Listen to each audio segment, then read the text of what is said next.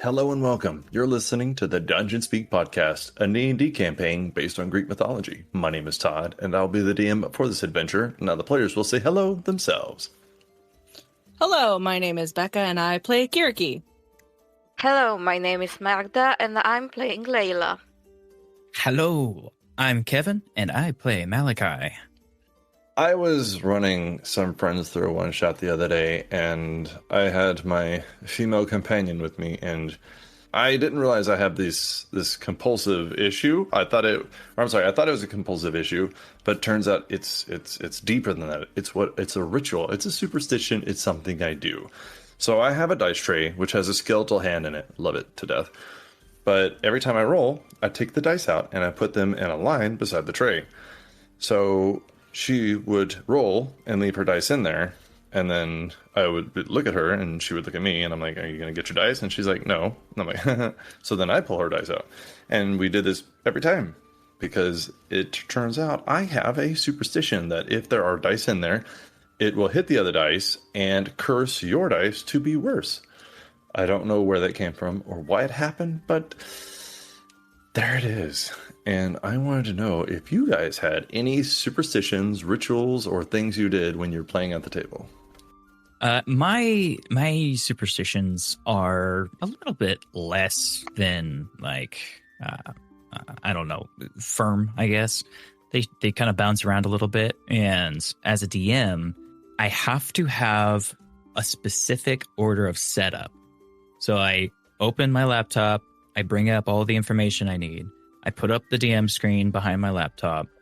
I have to get my dice tray out, set it aside. Then I roll 4d20. And whatever d20 in that roll pops up with the highest result, that's the DM dice I have for the day. And if that dice continues to roll bad throughout the rest of the day, I will go back and re-roll the other 3d20 to see which one is the second runner-up, to see which one is going to be better. And then I'll swap them. I'll hot swap them mid-session if the first one was doing bad after that initial roll.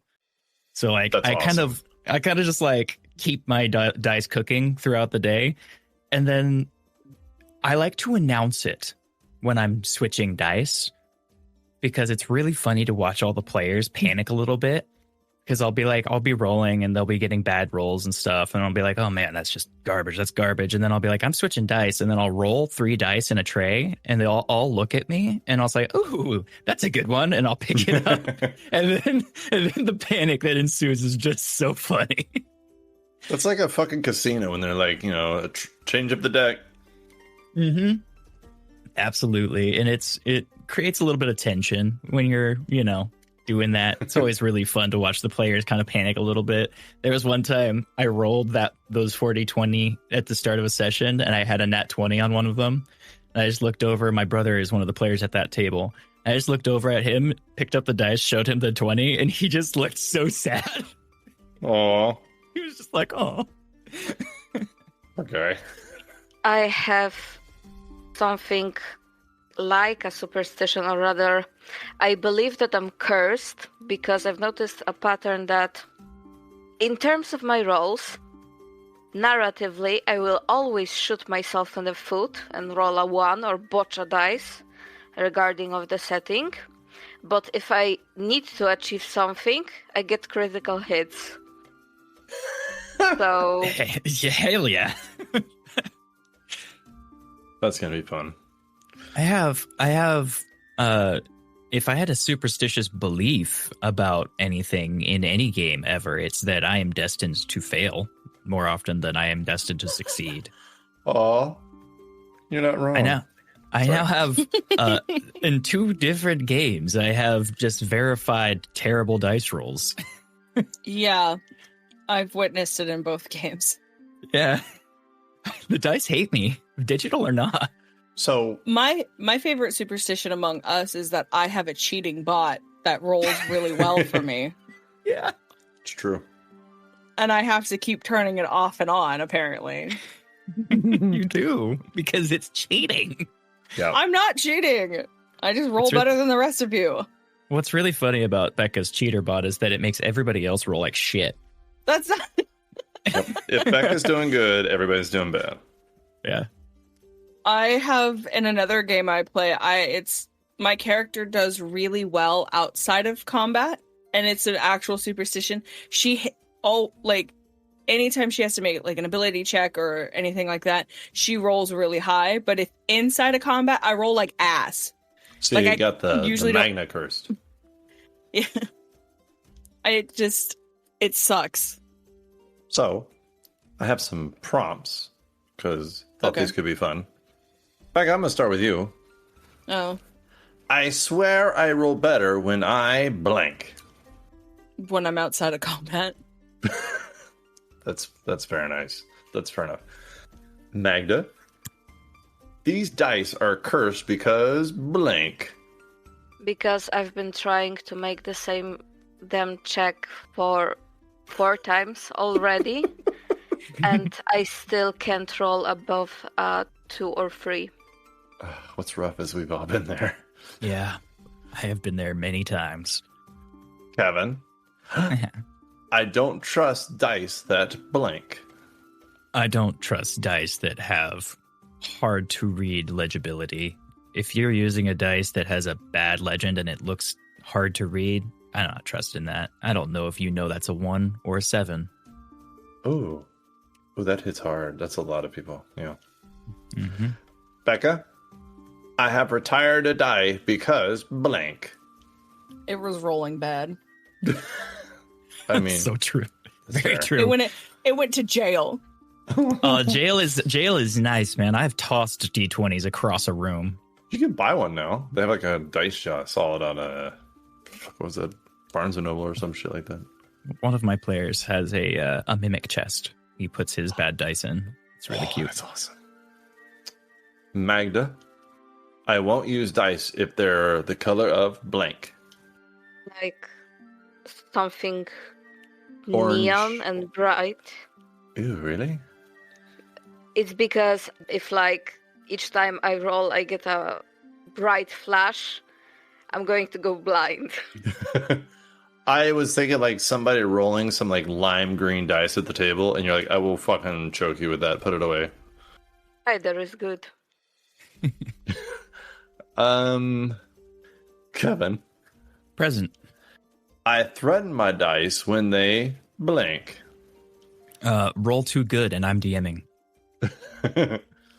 I don't want to kill my players, but if I roll too many nat 20s in a row and I'm DMing an NPC or a bad guy or something like that, and the players are just trying to do something, I will sit there and I will get real close to that dice and be like, listen here, you motherfucker. I love you, but you need to stop. Have there been any things that people have said that made you not want to roll? Like whenever you go to roll and you're shaking the dice in your hand and then someone says, oh, this should be easy. You're like, come on. Becca will know this now, but there's a player, she regularly rolls like 18 or above, like every time she rolls the dice. But she's got this fucking mystical power where every time she says, all you have to do is roll this, it's a bad roll for whoever the fuck is rolling.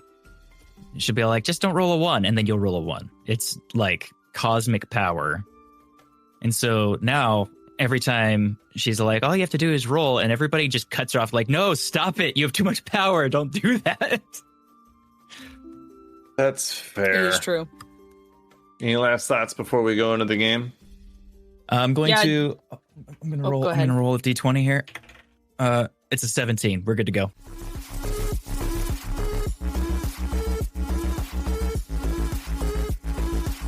Hello, my name is Becca, and you are listening to the Dungeon Speak podcast.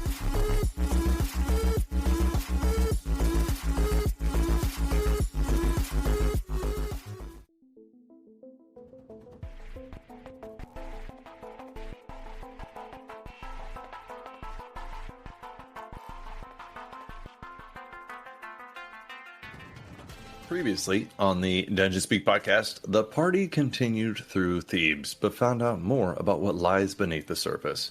When the heroes arrived in Thebes, they were met by 3 people, essentially. One was the half-demon, half-human of the corrupted band, which the party now knows was taken by force, and the general of the army wants to see his corrupted band turned back into the sacred band. Second was Aurios, assistant and advisor to Archon Lysandra, who the party now knows was one of the three triarchs, a type of ruling government over the city. The party also now knows that Strategos Phaedon is one of the triarchs also. Third was the human on the wall. The reason he is mentioned is because it shows that while there is a demon heavily influencing the city, a captain that was making human guards into demonic ones in the sewer, and less than half the city remains, it shows that there are still innocent people here who want to save the city. The party has also come to realize that these triarchs seem to have their own goals and ambitions and do not work together. They recently gave a magical scroll to the rebel faction in the city called Children of Nyx that contains a ritual that can separate a demon from the host human it inhabits. To which Mira, leader of the Children of Nyx, requested the party bring her a Nephrikos guard, or a corrupted band member. The party has learned that because of the way the sacred band was an army of lovers, that it would be almost impossible to get a corrupted band member alone.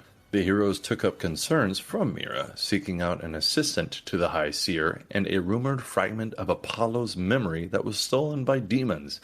They heard from Malachi and Kiriki's recent outing that the temple held no such person. His home was ransacked but not robbed. The High Seer bought essence that used to be used in religious rituals in order to look into someone's past deeds. Kiriki found and kept a demonic parasite for reading memories, which she named, by the way. And there was a house of slaughtered and tortured priests of Apollo who, through Malachi's Speak with the Dead, the party learned that all the priests that were here were the ones that refused to turn away from Apollo and worship the demon instead. And last but not least, the High Seer may be under a mind control effect. From there, they traveled to an old and buried amphitheater called the Stage Shrine of Apollo in order to attempt to retrieve the fragmented memory. On the southwest edge of the city, through a crack and a hole about 5 foot by 5 foot, the party was able to see that there was a little bit of an old stage down there. I'm going to re-describe it for you through the light of the day that shines through there, because it is roughly a little bit afternoon and it's around 3 p.m. You can see that there's broken lyres, laurel crowns are on the ground, sun-shaped pendants around, faded curtains that are on the stage, and you can see like pieces of paper up there that may be abandoned, like scripts of some kind. You can see that shadows seem to cling unnaturally to the walls, and there is a shining light. It appears to be like a soft orb of white and golden light that is floating, where a spotlight would have fallen were somebody acting on the stage. But in front of that, there is a warped silhouette of a sun. It looks like tendrils of white and gold, tears of light leaking down from its form, and it seems to be constantly just kind of waving around. And as you look down there and you're able to see this figure, Malachi and Kiriki, you hear somebody obviously and on purpose make some noise behind you as Layla approaches. Would you mind describing Layla for us as she walks up behind them on the southern side of the city? Maybe she was against the wall, keeping to the shadows under the sun. Layla first steps out from the shadows, with her head slightly tilted down. Her amber eyes are glinting from the light reflecting off the broken statue, and she just smiles, waits for a moment as if for a reaction, and asks, "I suppose you're not the ones who are of that sort." She nods towards the ruins of what was once a great sun. And so she's by us now? Yeah. Okay. I'm sorry. What? Hello? Who are you? Where did you come from, and why are you talking to us? Mira probably would have sent you to help them because they were supposed to do two things instead of one, and that may be a little too much for them. So you were sent by. He looks around to make sure that they're not in a public space. I believe. Can you remind me, Todd, of exactly where we're standing right now? Exactly. You are exactly on the southwestern side of the city, pretty much against the wall. This is a forgotten place. The southern gate is east of you, but probably about 200 feet away. And there's a whole bunch of abandoned houses in this area, but it's not populated. There would be somebody patrolling the wall, which is about 40 feet high. But that's the start of the wall. The base of it's easily 12 feet from you, if not more. So most likely he would not hear you if you spoke softly, even if somebody was there. So yeah, he kind of lowers his voice and says, "You were sent by the followers," and like nods to kind of imply that he's not going to finish the sentence, but hoping she understands what that means. She glances towards the direction of the guard patrolling above, and then just gives him a knowing smile and a slight nod of her head. Oh, okay. Very well.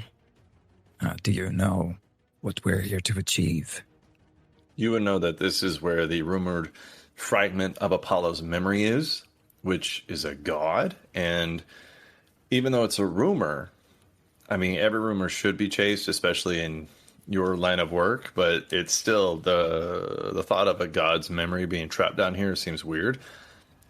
They were initially told, the children of Nyx were originally told that a demon stole it and was keeping it hidden. But if you look in there, that creature is not a demon. She'd say, "Come to think of it, we share the same house in a way, at least for now." Malachi nods. Well, we're not in a position to turn down assistance if you're willing to help. The fragment, we believe, is somewhere nearby in here, so we were planning on going in and retrieving it. Kind of hit a wall on the other thing we were doing, but I'm going to trust that Mira's been forthright about what you're here to do. Just stay close. Make sure you don't get into anything that you can't handle. And we'll try and make sure everybody comes out of this unharmed, or at least alive. Layla That's is always a going to... Go ahead.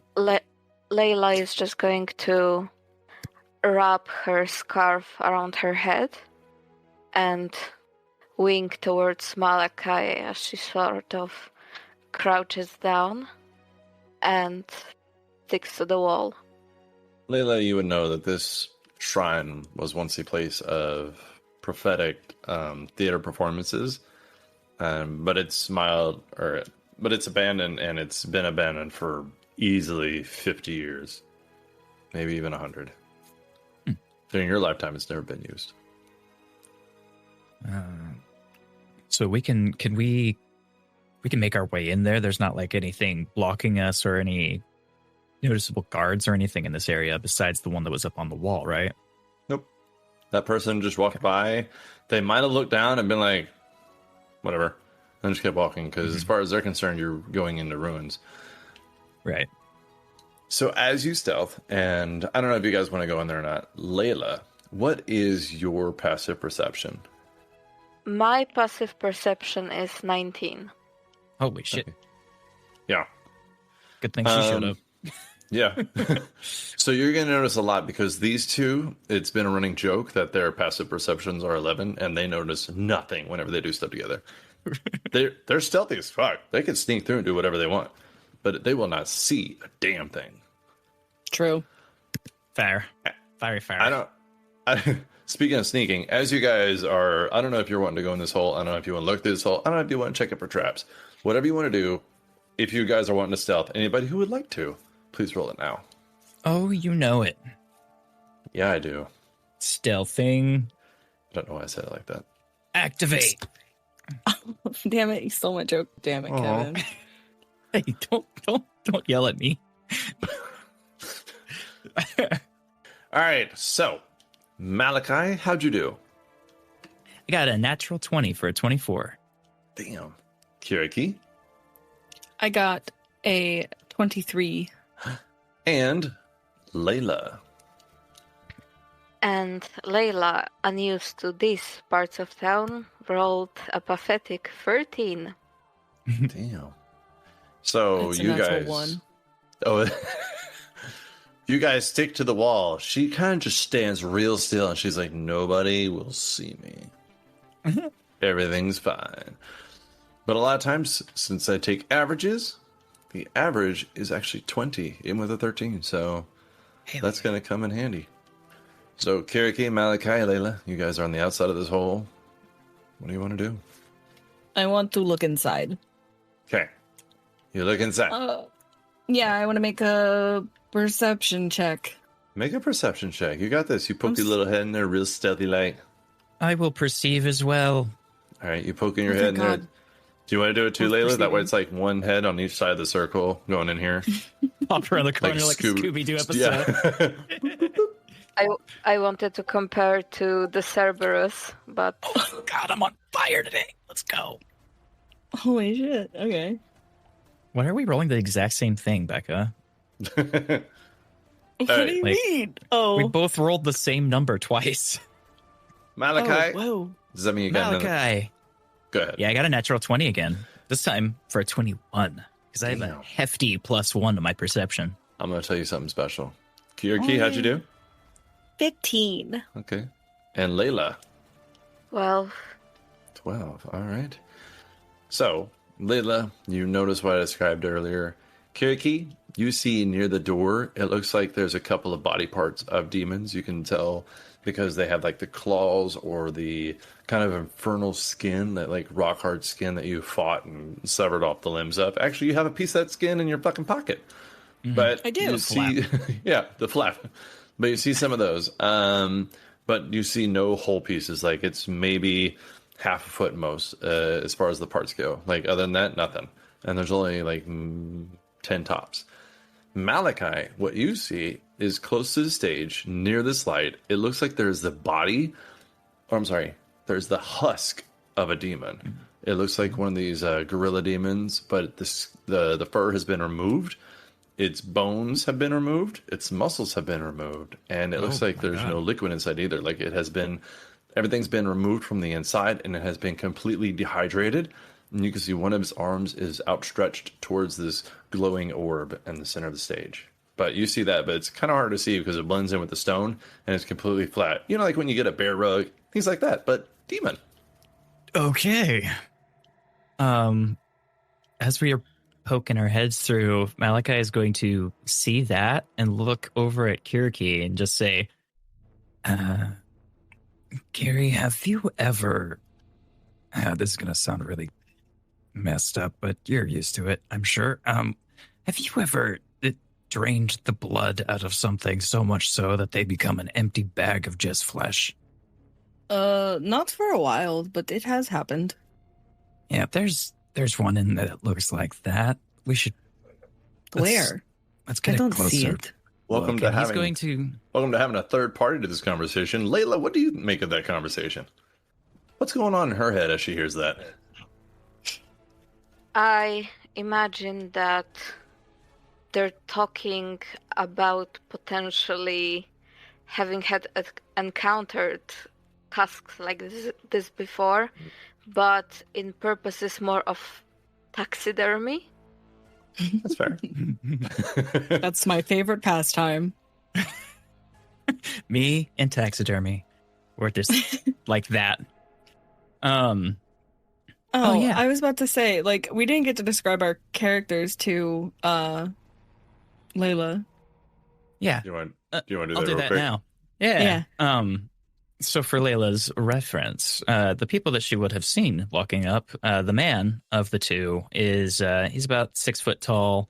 He's wearing a kind of dark green and brown, kind of it's like a chitin, but it's also kind of longer than a normal chitin would be, baggy and kind of loose and ratty, a little bit torn. It's kind of a dark foresty green, and the breastplate that he's got on seems to have been recently painted over. There's spots of it that are still like a teal kind of blue color, but most of it is black with a hastily painted on symbol on the front in red.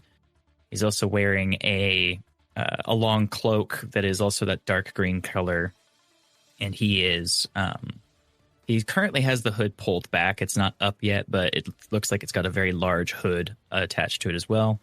He has a sword sheathed on his hip, but yeah, that's about that. Oh, he is long, dark brown hair that is pulled back behind his ears and a short, well-trimmed beard. And his eyes glow slightly green. Kiriki is hit the same height as him, but she moves with more of like a slouch. But she is wearing like dark pants that have like openings in the side, and her legs are covered in scars. And she has like a breastplate on, and her arms are fully exposed, also covered in scars. But you can't really see her face as she has like a dingy wooden mask on, but her hair is like really shaggy black and then like white around it. And she's got two scimitars. One is like an emerald green, and the other one is just like a normal like silver color. After they have that short conversation, Malachi is going to move in, sneaking in towards that desiccated sack of flesh. Okay, that is really, really close to the stage. So as you get close, let me go back to it because I didn't think you were ready. Before we get too close, you said it's a glowing orb, correct? Mm-hmm. Kiriki's gonna grab onto Malachi and be like, "We shouldn't just approach." He's already said he's done it. No. I said he's going to begin doing it. Let me do this trap. He already said he was going to. No, I held kidding. him back. You don't get the trap. Yeah, she grabs onto him and she's like, let's not approach. Look what it did to the demons. Oh, you think the orb did that? If it is it's reaching out to it. Oh yeah. You see this warped silhouette of a sun with the tendrils of white and gold, and they're kind of floating there as if swimming through an ocean. Yeah, if it is a fragment of Apollo, you can't just touch it or like approach it. How the fuck are we supposed to get it? That's a great question. I don't know. Uh-huh. Okay. I think Layla is going to stand behind, closer to the wall, and just start rifling through her pockets, and eventually find some random bell which must have likely like fallen from her jewelry, and she just like lightly tosses it towards the center to see what happens. As it rings near this creature, you can see the tears of light that's leaking from its form. It seems to move a little bit as if it looked towards it, but it makes no noise and it makes no movement other than swimming in the air. Can I... Sorry, go ahead. No, go first. I was just going to ask if I could try and make an Arcana check to see to try and understand this thing at all. Yeah, go ahead. Okay. While he's making Arcana, can I make a religion check? Yes, ma'am. Perfect. I wanted it to be different. Be different. You got this. I want to be different. It's a good thing I you're rolled different. a 19. I rolled a 12. Arcana-wise, you're not really sure what this is. If it's a spell of some kind, probably not. Because if the orb created a spell like that, then it would need some kind of consciousness or something controlling it. That or is intelligent itself, which would make the rumors true. But if it's a memory, you don't know how it can cast the spells. So there's too many what ifs there, or there's too many variables that could happen for you to really narrow down what this could be. Kiriki, with your religion check, if it's true, everything you've learned, and Kiriki specifically did not tell the children of Nyx what she knows, so I'm going to be vague. If Kiriki and Malachi, what they found out is true, then this weeping, I'm going to use the word creature, may be a true reflection of what the rumor is with a fragment of memory. But how to defeat it or what it is, it's hard to say without knowing what happened. And just to be clear, there's no other living creatures in this area, just the dead demons and parts of them. Yes, sir. Okay. Well, we will have to figure out a way to approach this thing. Should we try talking to it? It might not understand us, but at the very least, maybe we could try and coax it into some kind of activity without getting too close to it. I mean, probably. Okay. Well, no time like the present. Malachi is going to step forward a little bit, not fully, like maybe a couple steps forward, less than 5 feet. Okay. And he's just going to look out at this thing and say, Hello? Can you understand me? You take a couple of steps forward, and the light seems to flicker a little bit from the creature. And what you hear in your head is a bit of a whisper. You feel like it's in your head, but you also feel like it's right outside your ear. And you feel like there's somebody right beside you whispering this. But you just hear, Artemis, sister, I'm sorry. He looks back at Kiriki and Layla and says, I think it spoke to me. It mentioned Artemis and that it was sorry, but if this is a memory of Apollo, then that makes sense, I suppose. But what would... He looks over at Layla and he really just kind of pauses on her for a few seconds, thinking about whether or not this information is safe to share with her, and then chooses not to. And then looks back at the thing and says, do you understand that I'm talking to you? There's a flicker of light, but no response. Kiri, this would be a great time for you to parse your magical knowledge, perhaps. Ask Hecate if there's something we can do about this. I don't know if she'll answer, but I mean, I could try, but I don't know. She might be busy.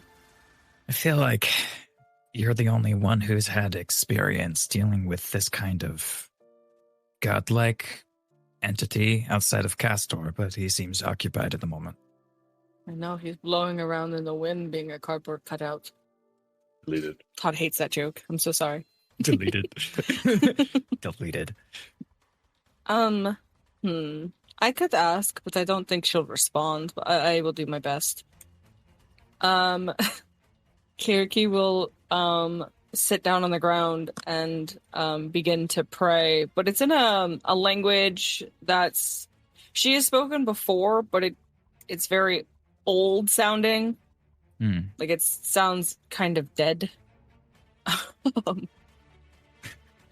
But she'll try to reach out to Hecate, see if Hecate has any guidance on this. And what do I roll, Todd?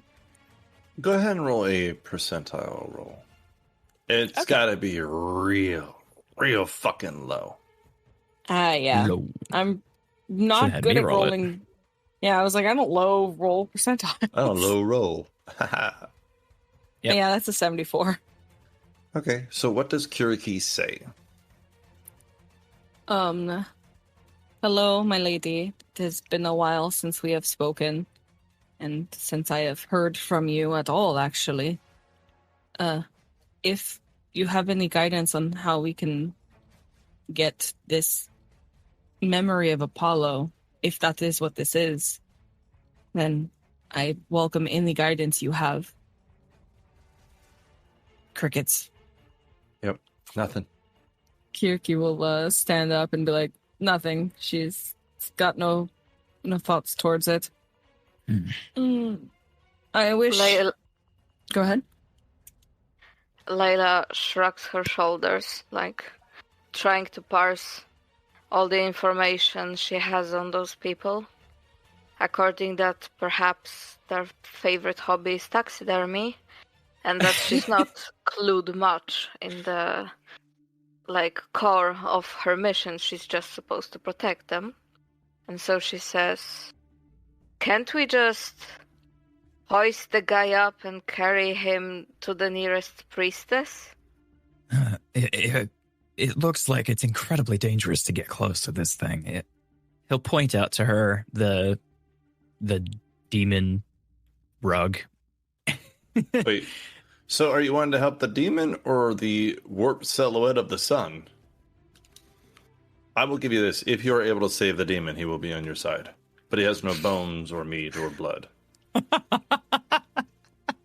So you need a hell of a priest. Hey, greater restoration will fix that, right? Boop. You feel better now. Head just drops off. Ooh. Terrible sounds as bones recontextualize within a body. Ugh. Yeah, if you're trying to talk about the form of whatever that memory is, I don't think it's going to be as easy as just going up to it. I'll point at the thing, the dead demon creature. That thing is missing every structural component of its body. It's mostly just skin at this point. I think that might be what would happen to us if we got too close. I'd like Layla to just... Because I assume that there's tiny pieces of rubble all over the ground, correct? Yes, ma'am. There's enough to build a stone snowman. Okay. Do you guys want to build a stone snowman? Do you want to build a snowman? I love you guys. Layla is going to kick just a tiny, tiny piece of rubble towards the direction of the warped sun, like seeing what happens. Indiana Jones style. You see this little piece of rubble kind of bounce. It bounces down the stairs, bounces across the empty way where maybe an orchestra or a procession of music would be in front of the stage. And then it kind of bounces across some of the stairs in front of the stage, these stone steps. And then this creature, this thing, does nothing. I don't know how to expand on this further, but the likelihood of it affecting inorganic material is probably low. I don't think that rock is going to be the same, because it has no bones and no blood. Dear DM, could you describe what amount of feet, vaguely, is the demon husk away from the melted sun? It is roughly 7 to 10 feet away. So the warped silhouette of the sun is about 3 feet behind the white glowing orb. And then the husk is about 4 to 5 feet away from the white glowing orb. Okay, dear DM, with my character's religion skill being only +2, would she be aware of the fact that Apollo is, amongst many other domains, music, correct? Yes, ma'am. I think Layla is just going to start circling the stairs in the safe zone and just start singing random notes to check whether the melted sun reacts in any way. So basically, from the point of view of someone stumbling by, it's a woman dressed in seemingly commoner clothes, going around and singing la. Okay, so she's going around singing. Well, actually, That does make sense, though. Malachi thinks for a second. He's like, wait, if this is Apollo, that fucking might work. Layla, can you please roll a persuasion check? That's a 15. A 15. Okay. Malachi, Yeah. you see that flicker again. The flicker of light coming from this figure. and you hear this whisper outside your head, or outside your ear. Well, also outside your head, but outside your ear mostly. Mhm. You hear this My ear is young, on my head, so that makes sense. yeah, this young voice, like maybe a boy, 15, 16 years old. You hear, it was dark. The tentacles, the mind. The mind was hungry. I don't understand. And it seems to fade away. So it responded to the singing. It said something else. It said something about tentacles and a hungry mind. Just to be clear, He looks back at Kiriki. I'm the only one hearing that. Did you hear that? I don't know, Todd. Did I hear that? How far away from you behind Malachi are you? Oh, we are right next to each other. Then yeah, you would have heard it. I thought you stayed back, my bad. Nope. If he's moving closer, she's moving closer. Back Not as close as the way Layla got, but Well, I think Layla is still at the back. She's at the top of the stairs doing the circles and singing. She's circling, yeah. Back up. okay. So, Layla, are you at the top of the stairs circling? Or did I misunderstand? I'm basically going up and down the stairs in different spots to see whether the pitch change of her voice affect the melted sun. It does not seem to do anything as you move around, but you will notice that the acoustics of this place, even though it's buried and old, still pretty good. It's well structured. Yep.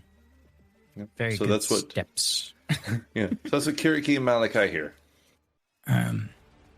Oh, this is dangerous. I'm going to try something, Kiri. Yeah, I don't know.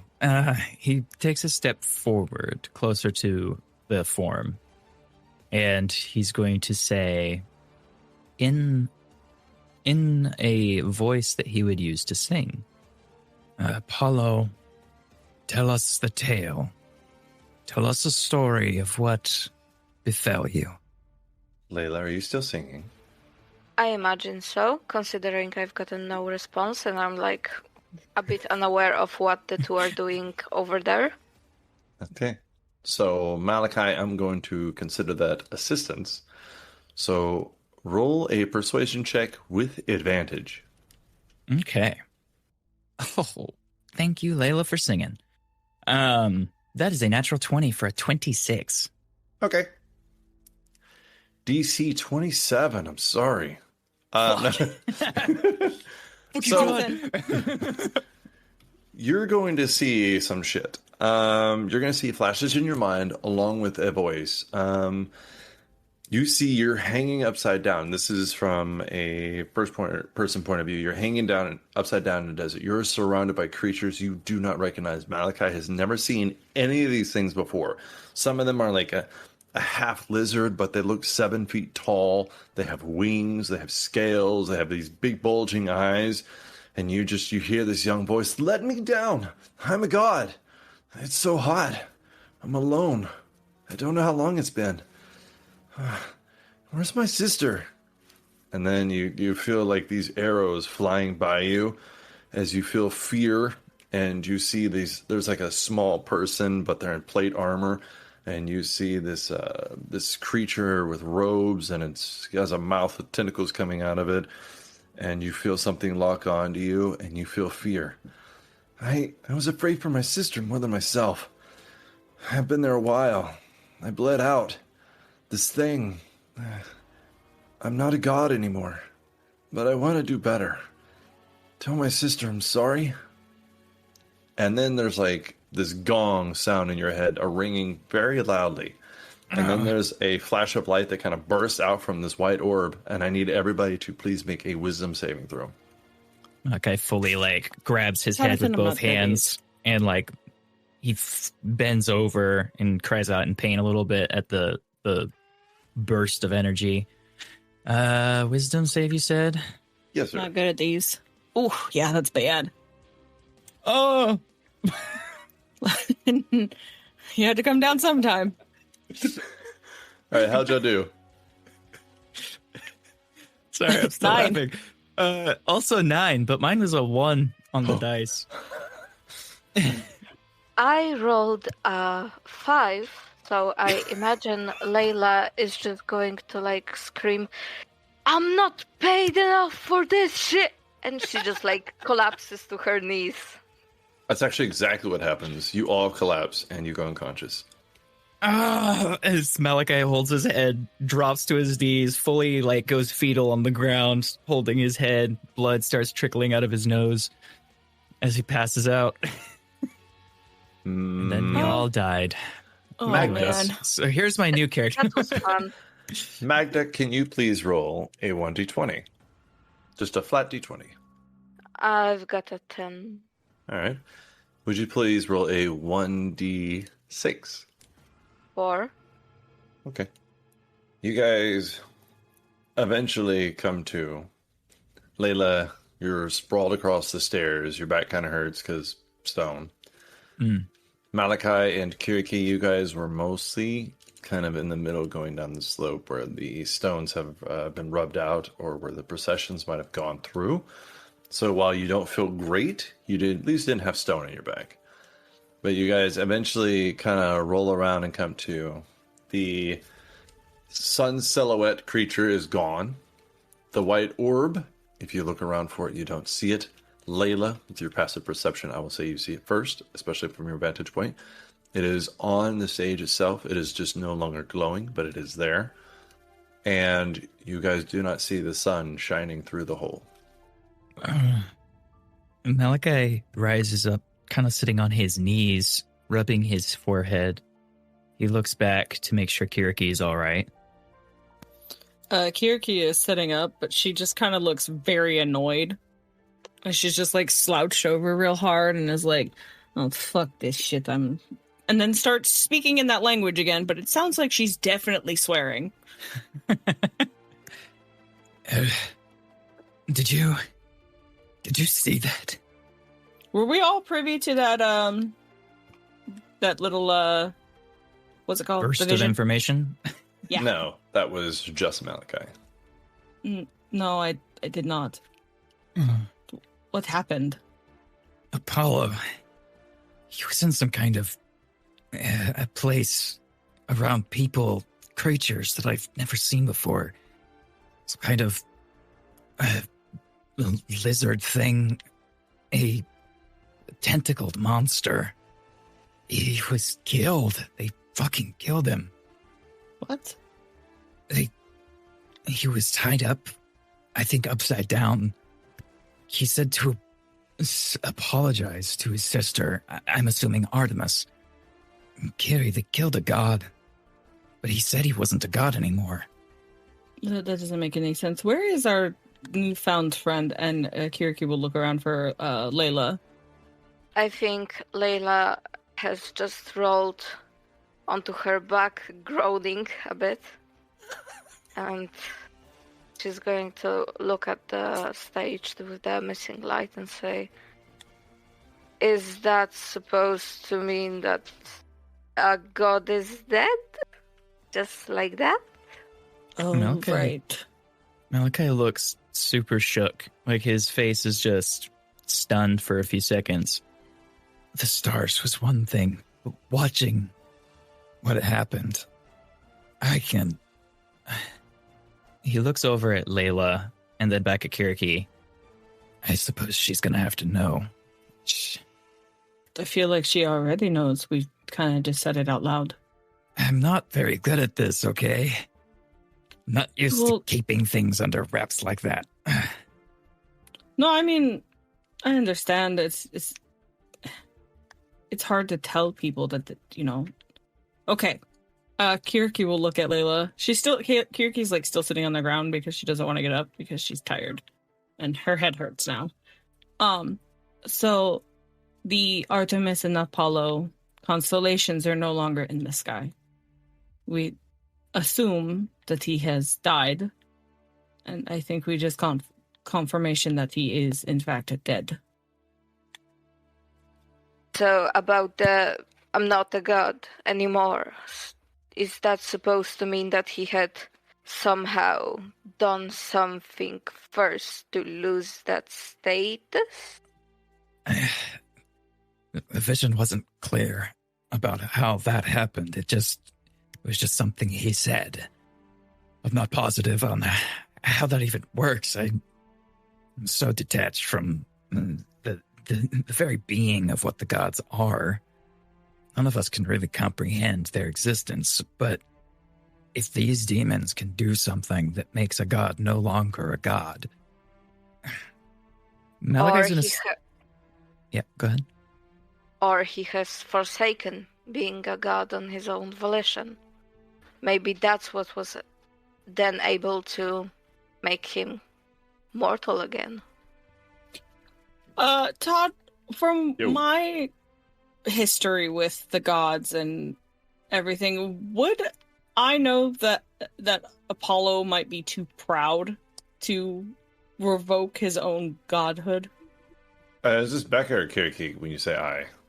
Kiriki. Okay. Yeah, the gods are super proud. That seems highly unlikely. He wanted to be he was very proud that he was the prettiest, and he stayed young as a boy in his shape just to look more handsome and pretty instead of like manly and muscular and all that. He wanted to be the pretty one. The gods are too prideful to just revoke their own godhood. And Apollo especially was a very vain god. He wanted to be the most beautiful of them all, at least of the men. You know, it's not something that he wouldn't voluntarily do, if that makes any sense. The context. Malachi is going to stand up and approach the stage where the thing, the glowing entity used to stand. Now seeing that it's no longer there, he's going to approach. Yeah, as soon as you get up and move, Kiriki is like right behind Malachi. She's like, what the fuck are you doing? But she's like not stopping him because it seems like the danger has subsided, but still very cautious. What do I see? You go up there and you eventually see what Miss Passive Perception 19 saw. You see the white orb up there. It is not giving off any light. You do not see the creature that you saw before. It is just darkness. And if you do not have dark vision, you cannot see in here. So Layla, you can see like pale outlines and silhouettes. But unfortunately, as a human without any kind of magic item to support that, you're not able to see details in here too much. The white orb is white, so that helps. The white orb is white? That's crazy. Oh, I forgot she didn't have dark vision until just now. She could probably make out the silhouettes of Malachi and Kiriki moving closer to the stage at the very least. I think for now Layla is going to stay back, alert, making sure everyone is safe. And considering that she doesn't spend much of her time worrying about gods, she's more of a working people. Mm-hmm. So she just leaves the whole shebang to the people who seem to know what's going on. No. Right. She's just a hired muscle. Shebang away. Shebang-a-ling. Malachi is going to go up to the orb and kneel down next to it, and he's going to reach out a hand to grab it. All right, make a Constitution saving throw. Okay. And this is where Malachi died. That's a 12. All right. From recently being so hot, you get a little bit of a burn, but otherwise you're fine. Ooh. Okay, so it's hot to the touch, but I'm not feeling any magical problems. May I identify or study it, Todd? You may try. Okay, Kiriki is gonna take the orb and she's gonna sit down on the ground with it. Are you actually casting Identify? No, I don't have identify. I'm gonna study it though. Study it. Go ahead. Make an Arcana check. Let's see what you got, punk. Maybe with Malachi's assistance. Him and I are both looking it over, studying the orb. I would be happy to help. 21. You didn't even need me. Do you want to try again for higher? Or was that the I did higher? roll twice. Oh, That was the higher, yeah. Wow, +8. Okay. You've been very Midland rolled today. Yeah, it's just I know. A 21. There is something to it. There is something wondrous about it. It seems like a bit of divine magic, but you can't quite identify what kind of magic is in there or what it could do, but it does seem very powerful. And if it had the memory of a divine being, a god, then it's probably something pretty oomph. All right. It has a magical property to it, but I can't quite get the information that I need. You want Maybe with more time. you want some flavor text about it? Sure. Okay. As Kiriki, as you hold it in your hand, you can see it's a warped sun-shaped fragment of condensed radiance. It is no larger than your clenched fist. It pulses faintly with the white golden light every now and then.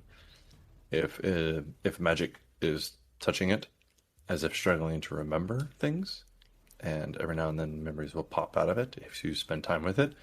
And then sometimes thin tendrils of light leak downwards like molten tears from it, even if it's in your hand. Oh. Is it safe to take with us, at the very least? I believe so. It's just I don't know. The longer I hold it, the sadder I become. I think it just itself is sad, and I don't think it actually gives off an aura of sadness. It just, I don't know. It's weird to explain. The memory seemed repentant, as if whatever happened to Apollo, he felt guilty about it. I don't know. This is all so confusing. I agree. Either way, we've retrieved what we could, I suppose. Perhaps we should go back to the temple, to the catacombs. Maybe Mira will have more information that might help us. Maybe. Layla, are you good up there? Yep. No, normally at this point I would have just raided the place, but my mom used to teach me not to mess around with gods, so if you're ready to leave, I'm ready to leave. Kiriki will approach Layla with the orb in her hand. You don't want to touch it? I think Layla is going to hesitate, mostly out of pride, to not seem lesser. And she's going to slowly reach out her hand towards it, but kind of like one would handle a baby diaper, with a grimace on her face. And then she's just going to yank her hand away and say, nope, not doing it. That's fair. You hear this voice in your mind. Layla, touch me, please. Layla. God. The orb is a creep. I see how that sounds now. Okay. Yeah, I bet That was you one do. of those. That was one of those. Todd thought this would be funny moments, and then it got weird. That's why we don't dream. I would have to quit drinking, and that's not happening. God. I know, right? Hey, what are we doing? Can I investigate the area and see if there's anything else around here that might be useful information? Any information about the demons, any other bodies or anything that might be useful to us? Make a perception check, make an investigation check, whatever you'd like. May I assist him? I'm also, Kiriki's prone to loot bodies, so I'm looking through the demon corpses, see if they got anything juicy. Ew, Sure. We don't want the juicy stuff. That body, just a sack of meat. We don't want that. Let's see here. Trying to see if there's any difference between my perception and my investigation. Oh yeah, my investigation's actually got a modifier. I'll do that. Thank you for the help, Kiriki. That is a 22 investigation check. All right. So you see pretty much just bodies. They didn't have weapons on them. It looks like they had pieces of garbs on them to wear in Thebes. Like they had Theban wear or maybe Greek wear, even though they were demons. So that might seem a little strange. They weren't wearing it, they're just carrying it. Other than that, the only thing you can see is that once upon a time, in here, a long time ago, Thursday nights were quarter night. Just give them a drachma and you got a free shot. Oh, I was like, what are you talking about? Oh, I needed context, Kevin knew. but Open stage, yeah. Kevin knew. He's gone out in public before. I mean, It's I've like gone to public, but that doesn't sound like a thing. It's like you go to a karaoke bar and you just got to pay to play. You guys assume I have a karaoke bar where I live. Everybody's got a karaoke bar. Come on. No. Girl, get out of the South. Go to a karaoke bar. Hey now, No, thank you. that ain't right. We got karaoke bars here in Texas. I don't have them here in Alabama. You got to get out of Weeviltown. Stop. Yeah, don't Google that, people. Anyways, Yes. after we have discovered that there's nothing here but a bunch of dead, useless bodies, Malachi will suggest they head back to the catacombs where the followers of Nyx. Okay. You knock on the big stone door. You say the right words. Which I always forget, but Uncle, thank you for not making me remember them. You know exactly what they are. Ba-da-ba. You make it. Hey. And you get in there, and you see them look expectantly towards you. And Layla, they show you extra respect because at your level, you've gained a lot of respect. I don't know what you've done. I don't need to know. It's not my business. But it's some shit. But you will see Mira, who Layla, you know so much about because as one of her top people, I mean, y'all are pretty much like this. So she walks Imagine up and fingers were crossed there, like in the good luck sign when he said like this, I imagine is what happened there. Yeah. it's true. Actually, it was both hands. I interlocked them like I was giving myself a handshake. Yeah, Gotcha. That's what I did. Yeah. Imagine it. I'm imagining it. Okay, that's it. Right there. I Cool. lost it. Yeah, it's gone. Oh, fuck. Okay. So she walks up and she's like, she nods out of respect. Welcome back. How did you fare? Kiri, why don't you just show her the thing? Oh, yeah. And Kiriki will pull the warm little orb out of her bag. Look at it. She just kind of like tilts her head and looks at it and then looks at you. Is it safe to hold? As Kiriki is currently holding it? You're covered in awfully awkward if it scars. wasn't. I think so. It has not bitten me yet. She smiles. Good. For what you've done for us, I would like to trade you a stone for a stone. As you know, we have moved things between the demons and ourselves and, borrowed a few things here or there. And she holds out a black stone that is smooth. It is a smooth stone that is cool to the touch, but it is midnight black. And she hands this to Kiriki. And she says, this is a stone that should help. Should you find yourself in a bit of a pinch? Wait, she wants to trade for the Apollo memory? Uh-huh. Kiriki, holds the orb a little closer to herself. I don't really want to trade it to you. She kind of frowns. If we study it, we will be able to help a lot of people. You don't know that. You're right, I don't. I don't know a lot of things that's going on these days. All we can do is try. What do you plan to do with the stone? Study it. Use any kind of magic we can gather from it, whether divine, real, fake, it doesn't matter. And then use it to protect the minds of those we care about. I mean, if it really did come from the mind of a god, then we can use it to maybe shield our own minds. effectively, should I spend some time with this and make all the necessary checks, then everybody would have advantage on wisdom saving throws against the creature you will face in the future. So Todd's like, give her the fucking orb. Give her the rock, damn it. You know, Becca, I'm going to tell you this, and I'm going to piss you off for a second. Oh. Okay. The white orb that you hold in your hand, or Kiriki's hand, sorry, not yours, it has an item stat block.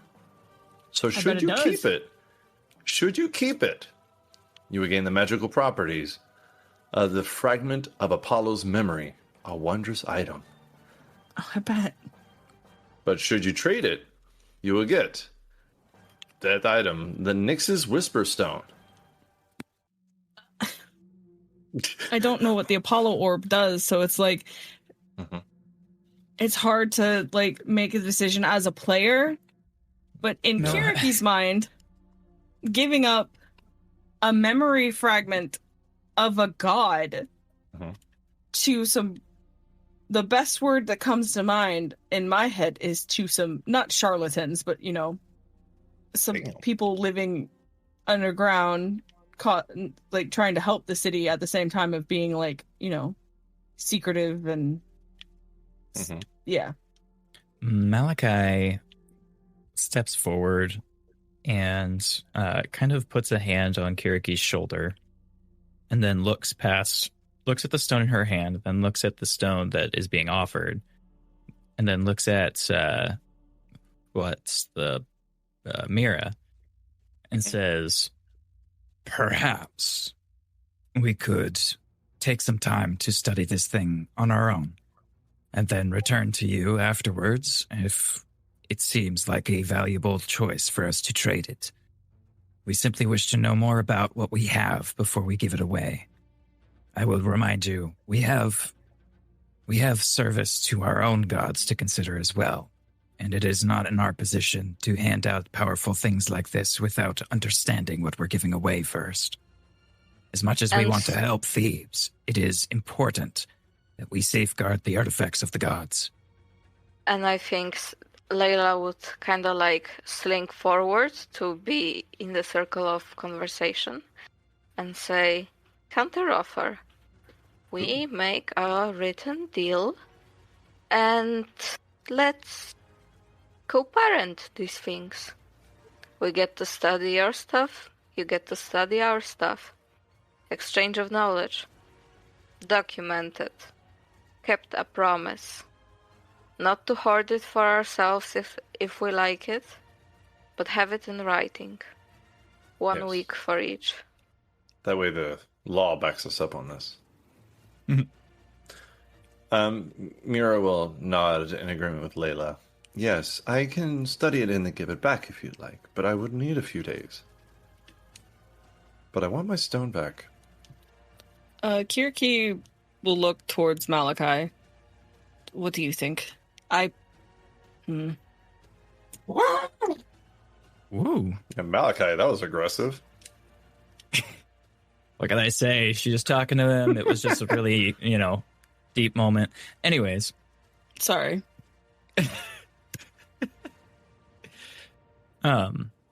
He looks back at her once again, stares at the orb in her hands for a few seconds, and then says to Mira, we need a guarantee that it will be returned to us. She smiles, and she holds out her hand. You have a promise. Promise, in the name of your goddess, that you will return this to us. I promise in the name of Nyx, should you not get this fragment back, that you may have my life and everyone's here instead.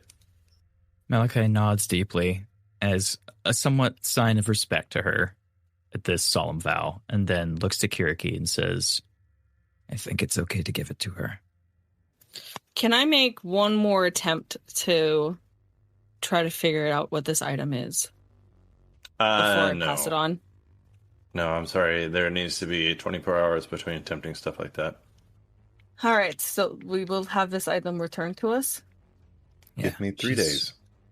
She swore on her goddess. I Fine. doubt even these people, as little as we know about them, would take the name of their goddess in vain. They seem pretty adamant about that. So we trade. Right. Her rock for ours. Yep. Kiriki, she gives you Nyx's Whisper Stone, a smooth black rock that once a day you can use the stone's power and whisper a single word into it. I'll let you make that shit up. For the next hour, you gain advantage on stealth checks, advantage on perception checks, made in dim light or darkness, and your voice becomes impossible to overhear unless spoken directly to a creature. It does not need to be attuned to. But you can only use its power once a day, so just keep that in mind. All right, Kiriki will hand over the little orb, but she seems weirdly attached to it already, so she slowly passes it on. It's just so sad, the little orb. It is sad, mostly because you know the history. We will. We'll get it back. It's okay. Perhaps they can tell us more about it once they return it to us. Hopefully. She kind of stands there, like, patiently waiting. The seer. Do you know his whereabouts? Well, that's a more complicated issue. We have found... Well, yeah, okay, you make it... He like laughs a little bit. You know, direct answers work, but context is also necessary sometimes. Yeah, Kiri's right. No, we don't know his whereabouts. But to explain a little, we have found what looks to be some kind of ritual that was conducted. The demons were inside of it was a concert hall, correct, Don? Yes, That we found the ritual that they did? the memory ritual was inside the choir hall. Choir hall. We followed the clues out to the concert hall across town, and once inside, we found some kind of sick ritual the demons had conducted to pry what seems to be information or memories of some kind from a priest. It was from there that we went to the home of the high priest and found all of these demonic rituals. It looks like they were using some kind of creature to extract memories or thoughts from the priests there. They were tortured quite brutally. Unfortunately, we found none alive. But also, we found no sign of the High Seer or his assistant himself, as far as we know. She kind of gets almost a sad look on her face. The High Seer was one of the most respected people in this town. It's sad to see somebody fall so far. I should mention that the demons were trying to convert priests to be as servants of the demonic forces. And there's a fairly good chance that the seer has been corrupted in this way. If and where the seer is, or not if, but wherever the seer is, it's very likely that he's been corrupted by these demons, or is at least they're attempting to try and corrupt him. And he could be no more an ally than an enemy now. She lowers her head, and you can see her eyes kind of going back and forth like she's thinking real hard. Without the High Seer, the High Priestess of Apollo, this demonic influence is unstoppable here. I mean, even if we had 10 people as powerful as you, that doesn't stand a chance against a demon like that can take on an army. You see her posture kind of slouch a little bit. Don't lose hope. That's exactly what the demons want. Resistance, as far as I am aware, does not always mean that you're in a winning battle, only that you can do your best. The fact of the matter is, if we were to eliminate the High Seer, that would weaken the demon's position and allow us a chance. Also, we gave you the tools to help transform the sacred band back to their original place. It is my understanding that an army like that would have a chance of at least physically deterring the demons from this place. Did you bring any? Did you capture any so we could test it? Unfortunately, we haven't come across any living demons. There was only one that we came across that we could have potentially captured, but it was quite powerful. I thought you said all the Nefrikos guards, the veiled people outside, they were all demons, I thought. Yes. Surely the two of you could wrestle and grapple them. You're both very strong. We haven't done this yet, but we can. He looks over at Kiriki. Do you think that we can do that? Bring one on alive for once. Don't they travel in like groups of two? They do now. It's not like we'd be. Did you say they do now? Yeah. Shut up, Todd. Well, no, that's something y'all noticed when you were noticing the constellations. You saw that they started traveling in pairs. It was after our sewer trip. They started showing up in pairs more often. Mm-hmm. Right. It's not like we can just isolate one and get it. We'd have to grab two because they travel in like little fucking packs now. Malachi looks over at Layla. Hey, you there? Are you talented in combat? Well, I do have a menu. Poisons, daggers, arrows, or somebody gets shanked by somebody who knows somebody who knows somebody. Ominous. Was That's that the fine. yes? I think that was a very roundabout yes, with a little bit of intimidation stacked in there. Just for flavor, Why didn't perhaps? you just say yes? That doesn't make any sense. Oh, well. You're hired. Yeah, the rest of our group seems to be preoccupied. We're going to need as much help as we can with this, if you would be willing to aid us your blades. And Layla would bow like an aristocrat and say, "Very well, I accept." Mira holds up her hand and she says, a couple more things. An older man was asking about your group in the marketplace. We believe his name was Aurios. We followed him. He didn't seem armed or anything, mostly just scared. But he was asking for you. Or asking about you. And also... Is that the name we know? Yeah, that's the assistant to Archon Lysandra that you met before. Mm-hmm. Oh. The frazzled old man who has a hard time running. Yeah. All right. And then she says, we also managed to find something else, and we were saving it for somebody who might be able to attack the demons, should we find them in a spot where they need to be attacked. But you have proven yourselves our allies, and we wish to gift them to you. And she will hold out two black cloth bracers that are woven together, embroidered with silver thread, and they have a moon symbol on each arm. And while wearing these, they do require attunement, but while wearing them, the wearer gains +1 AC and advantage on saving throws against spells that originate from a demon. Oh. They're the Nyx woven bracers. She gives us two of these sets? No, she gives you one set. She gives you one set. Yeah, Okay. they ain't rich. Come on, man. Two bracers, one set. Gotcha. Oh, thank you. I'm sure we'll make use of them. And Malachi will take them and stuff them into his bag. Until he has a chance to attune to them, I think that those are going to be better than my Ring of Protection for me. But we'll see. Unless Kiriki wants them. No, I have to sit down and attune to the cloak and remove one of my other items. Mm-hmm. Like a sash that I'm not using. Or have not used at all. So you want to take a little break while you're here? Probably a good we'll idea. take a small break and attune to things. All right. I would also pull out my little clay jar to make sure that Skooliki is okay.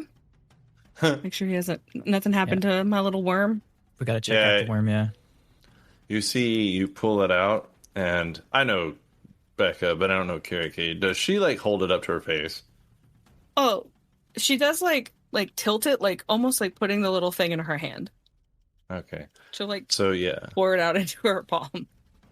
You see it opens the front end of itself to where all four ways opens up, and this row and row of teeth are behind each other, bites into your hand. It just bites down as hard as it can, deep into you. You take half a point of damage.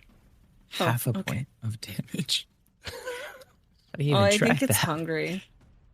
The I do show worm? Layla the little worm. Oh, shit.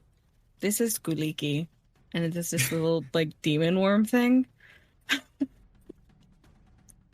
Adorable. It's like what, half an inch long. Yeah. I wonder if we have to like actively feed it as it's like gnawing on her hand. I will look into it. Malachi looks at the worm and then looks up at Kiriki, kind of makes eye contact with her for a few seconds, and he's like, "Speaking of keeping things fed, No, how no, are you no, doing?" I'm fine. Don't worry about me. Especially in, and she'll look at Layla, other company. Okay. I'm trusting you that you're going I to be am honest fine. with me. Do I lie? There's more than lying to not being honest. Just be smart. I know you are, but we're in this together. I'm fine. And he's going to sit down and kind of take a look over these bracers and try to get a feel for them, if you know what I mean. No. Like, you want to know what they feel like? No, I want to attune to them. Okay, fine. Yes, you can do that. Okay, cool. I'm reading over the cloak. I have advantage on dexterity, stealth checks in dim light or darkness, which is nice. I can also cast thaumaturgy when I succeed a stealth check in darkness. After Malachi gets done attuning to these things, he's going to stand up and kind of look over the two other people that are with him right now and say, We only need one alive. So if we come across a couple of them, I think it's more than fair to kill one and then take the other one. I don't think bringing two in alive is really necessary. Unless they want a larger sample size, but I think it's in the interest of us being safe and also having less to deal with. Layla, you said your name was? Yes. You mentioned poisons earlier. Do you have anything that might paralyze or incapacitate these things? I could craft some. How much time will that take? Unfortunately, it's gonna take an hour. You mentioned blades, so I hadn't had the chance to begin stirring some. I Oh, don't think poisons is going to work. Most demons we encounter are immune or resistant to poisons. oh, that's right. Good point. Thank you. All right, we'll do it the hard way then. Hopefully these things take well to being bashed into the side of the head. I think, Sorry. in our experience, most demons do not take well to being bashed just in the side of the head, but it'll be okay. Just I trust our remember, abilities. when they're... Just remember not to kill them. I'm saying this out loud to Difficult. myself, because I have a problem with wanting to kill everything that I see. So we're just throwing that out there. I want to say that I think we should bring back two, because if they can extract a person from the demons, it would be more beneficial, because then for experiments, especially magical experiments, you want to have more than one. Okay, fine. We'll get two. They probably come in pairs anyways.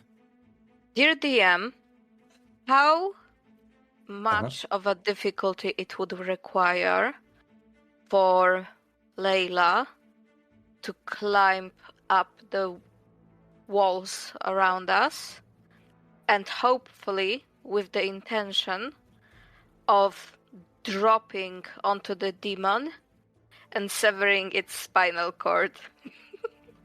You are trying to Assassin's Creed this shit, and I want to appreciate it. I will let you have a surprise attack, give you advantage, and because you're surgical as fuck, I will even extend your crit range. But removing its spinal cord as a more than a human creature, unfortunately, no. You'll just do a shit ton of damage and have advantage. But it's not difficult for somebody of your skill to climb any building. Or Kiriki, actually. I think you're about even. And I trust the two to know when to attack, and that they're actually going to attack and not leave me with the mess to leave behind. And so I tried to stick close to the wall and get as close as possible to the demon without them noticing me, and then wait for a signal to strike. You can do that. But you might want to talk to them about that and not me. That's more of a Kiriki and Malachi conversation. But as long as you do a good stealth check, then yes. If you roll a natural 1, then we're going to have a different conversation. Would the players be mad at me if I failed? No. Yes. Failure's part of the game. So, you want to scale... Okay, does Layla tell Kiriki and Malachi her plan? Yes, that she's going to stick close to the wall, get as close as possible to the demon, and then wait for a signal for Layla to strike, and the other two can join in. You want to stick close to the wall and then scale up it when we get the chance, so we need to... The best option is to probably lure guards to an isolated spot. If you can strike down and do a lot of damage, there are some places we can go. Yes, there are a number of them that seem to patrol around the edge of the city. There's a couple of them I know that hang out near the gate we go through when we're on our way out here. All right. I do like the idea of a sneak attack and dropping down. That works out really well. I could get their attention to give the two of you an ample time to get in position. What, are you going to lure them yourself? Well, you could probably do it. He looks at her with like kind of a coy grin, and he's like, I'm very good at drawing attention to myself when I want to. I could imagine. All right. So we set up in a specific spot, and we'll wait for Malachi to draw them in. I will... Do you know of a good spot, Layla? You're more local than we are. I mean, there are some dumber ones which patrol in like droves, like they've forgotten what to do anymore. So maybe we could go there. All right, works out for me.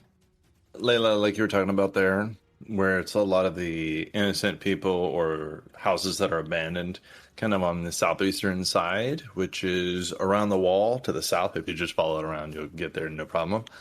But there is a cluster of buildings that you could easily walk around, and one of the reasons that you would maybe favor it is because there are walls that go from like lower to higher, upper, between 5 to 15 feet that you can easily scale, and they're decently thick enough to where you can even run across them.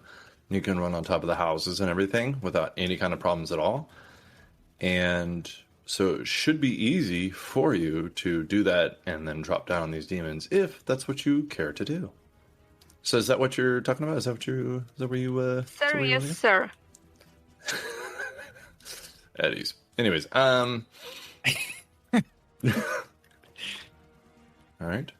So, if that is where you want to go and what you want to do, I will have to make you a token real quick as we go to roll 20. 20 rolls. Yeah. Combat. Yay!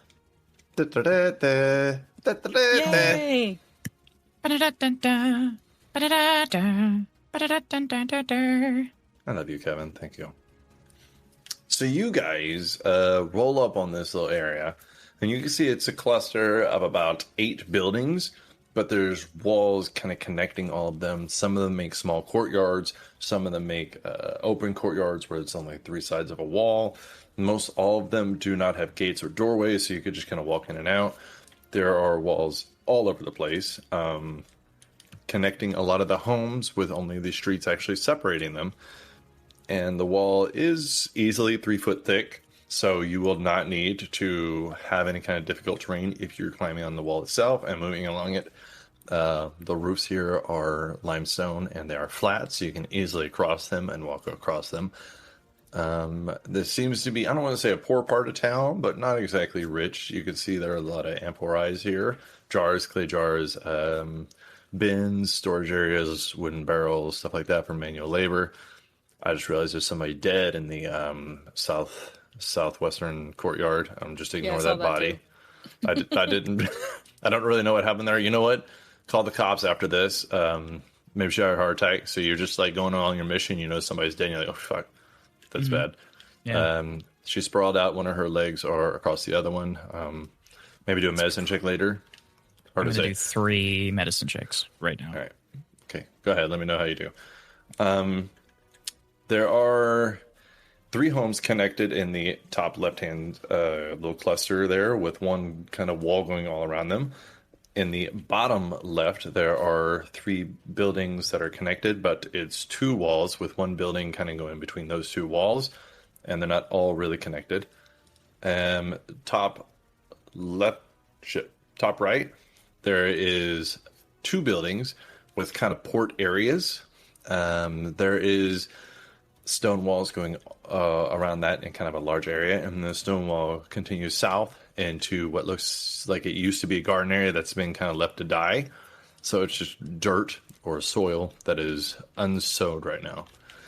But which side would you guys like to approach from? The wall itself to the city, the 40-foot high wall, is to the south of this area. And depending on how you approach is what I will tell you about where you see Nefri Coast Guards. Layla is going to point at a corner wall covered in ivy, which is part of the abandoned garden, and say, perhaps we could perch here from a high point, get a better view. That worked for me. We can I can easily get up a wall. That's not the problem. And I'm on the ground either way, so if that seems like a strategic position for you, I encourage it.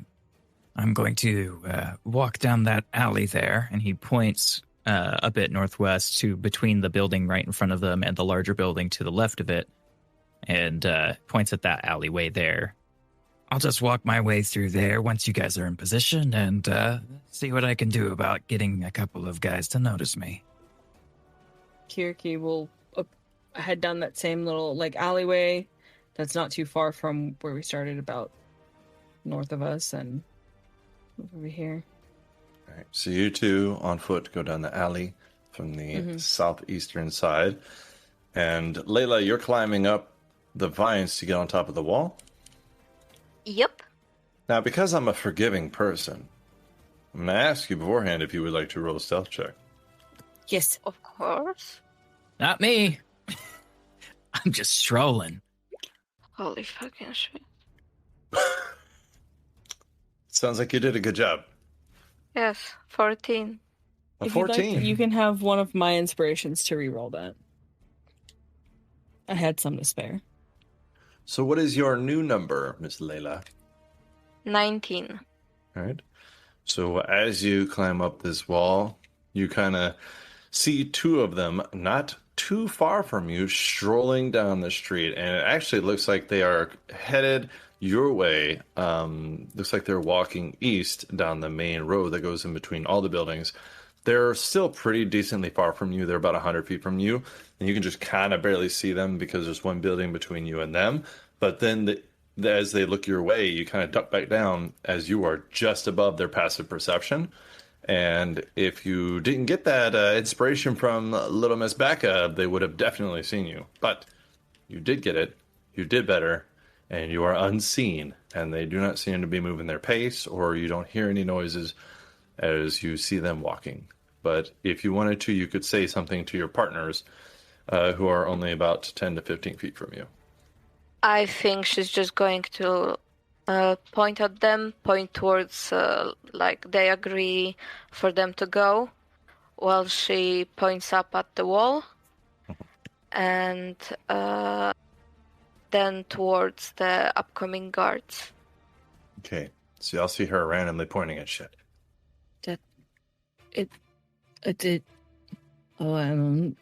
Kiriki will watch as she does that, and then she's gonna come over to the opposite end of the alley and scale up the other building with easy effort. How does she scale considering the audience?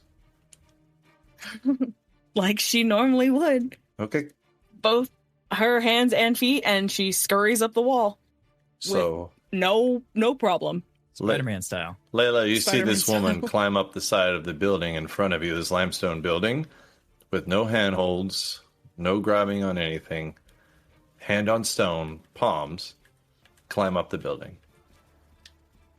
And like perch at the top, and Kiriki rolled a 28 for her stealth. Turns out Kirki And is the exact same color as the building. I think Layla is just going to look at Kiriki with an expression of something between damn and between god damn it, I wish I could have done it like this. Surprise attack? But she says Surprise nothing. attack. Surprise attack. Can Kiriki see the guards, or Yeah, you kind of crawl to the edge of the building, keeping low, like like Kevin said, Spider-Man style. Malachi doesn't know about Spider-Man yet, and No. you do see the two guards headed down the street. I'm going to use the word pompous or maybe overconfident. They're walking in the middle of the street, strolling. They do have their weapons, but they're kind of taking their time walking. They're not even looking at the homes. They're not looking for people. They're just walking. Like they have no care in the world. Malachi will wait until he sees that both of his companions have taken up a position on the buildings and are relatively well hidden. I don't know if his 11 perception will really help him see that his companions are there after they've stealthed so effectively. You are. Yeah, you're talking to Kiriki, and then you're like, so I think we should... Kiriki? You don't see her. They were like in the alley together, and he like looks over his shoulder 1 minute, and she's walking towards the building, and then he turns back, looks back again, and she's gone. Shrugs a little bit. Yeah, that's expected. Okay. He's going to walk to the end of this alleyway until he can see the guards walking down the street to his left. Make a stealth check. But I'm not trying to be stealthy. Oh. Okay, yep. You look around the corner. My job is to draw attention. I don't want to be stealthy. I want them to see my ass. About 70 feet away, you do see them. And it looks like they're slowly just making their way towards your direction. But they don't seem to be reacting yet. Cool. He turns. He's going to look up and around him to verify that he can't see his own companions. Make a perception check. Cool. Haha, an 8. Nope, they are invisible to you. You have no idea where Kiriki and Layla are. Malachi smirks, nods his head a little bit, thinking he's so proud of his companions for being so stealthy. Yep. And then he's going to step out just a little bit more to face and he's going to turn and face the guards all the way away. He's going to hold up a hand. Guards, a moment, if you will. I have something to report. They kind of tilt their heads and look at you, and your passive perception is really shitty. You see one of them looked towards the other one for a second before they start walking your direction, but they will start rapidly walking your way. And at this point, I would like Kiriki and Kiriki and Layla to say when exactly you want to have the jump on them. I would prefer to, as soon as, because Malachi is supposed to be leading them down the alleyway, not just out in the open like they were. So like right when they get into the alleyway, about like 10 feet underneath Kiriki. Mhm. Like from the building she has scaled up in the alleyway. Layla, is that what you would like also? Of course. Okay. And Malachi, are you going to stand there waiting for them? Yeah, he's going to, as they're getting closer, he's going to take a step back a little bit, and he's going to like motion, like wave for the guards. He's going to be like, over here, quickly, I have something that I need to show you. And he's going to take a couple steps back into the alley to give his companions a better, I guess, angle. All right. What weapon do you have out? None. Okay. He has left his weapons sheath currently. Could you please roll a deception check? Proudly. Actually, have you rolled one of those in a while? It's been a long time. I don't think I've rolled a deception check more than twice in this entire campaign. Let's see here. Not the best roll ever. That's an 11. Okay. I had a +6 on that too. That's disappointing. One of them, as you move closer, kind of holds his hand out about 15 away from the corner of the alleyway, and he stops the other one, and he starts whispering to him. But they stop there for a minute. Okay, he's going to kind of stop in that hall, in that alleyway for a second, turn around, take another couple steps back, and look for them. Are you coming? Come on, this is important. The one who has his hand held out, he says, in Abyssal, he says, "We'll be there momentarily." Malachi looks out. He understands that, but he doesn't want them to know he understands that. So he says, I don't know that language. Please, quickly, I believe there's some kind of rebel force or something over here. They're plotting against you. Roll another deception check. Okay. Same roll. An 11. Malachi's Okay. apparently bad at lying today. I would agree. I don't get that. Give me one hot sec here. I don't have. What do I got? Nope, don't got anything that's going to help me spells wise. So yep, he's just lying badly, trying to get them to follow him. All right. Could you please roll initiative, everybody? What if I said I don't want to though? You don't have to. Curious. Yeah, give them a free attack. Kiriki, how'd you do? 11. Ooh, you did terrible. Layla? 16. 16. What is your initiative bonus? Asking for a friend. +3. Okay. Malachi, what'd you get? 12. That ain't good. All right. So, here's how this goes. You say that, and they look at each other, and the one who had his... Yeah, that's the right one. Okay. So the one who had the hand up in front of him pushes past his friend's hand and runs up to you to be right against you.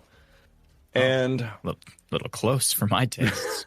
he is going to take this spear that you have seen up close and personal a few times now, and he's going to run up, try to stab straight out with it, lining up his hand to his shoulder as he does, making a straight line. And then he's going to take a step back as he tries to stab you again. So he's going to make 2 spear attacks at you.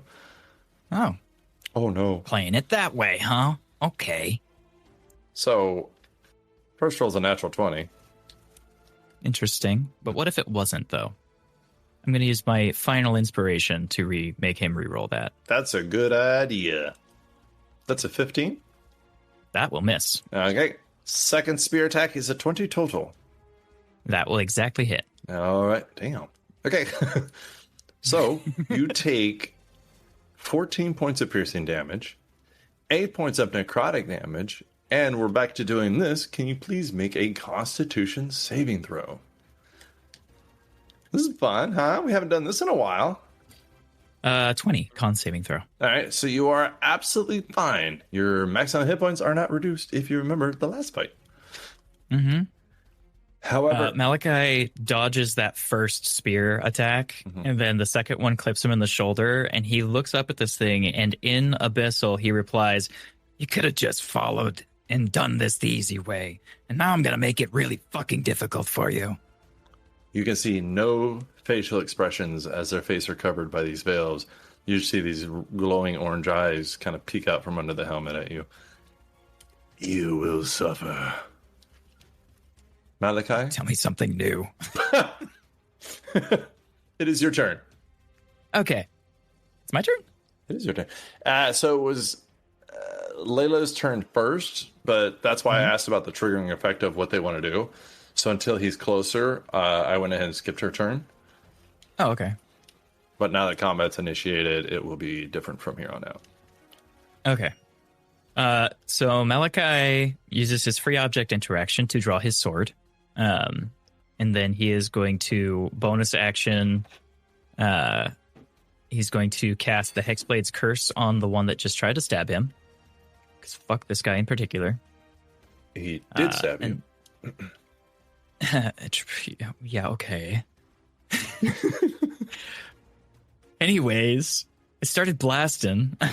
Blast. I'm going to do 2 sword attacks against this guy. Chow.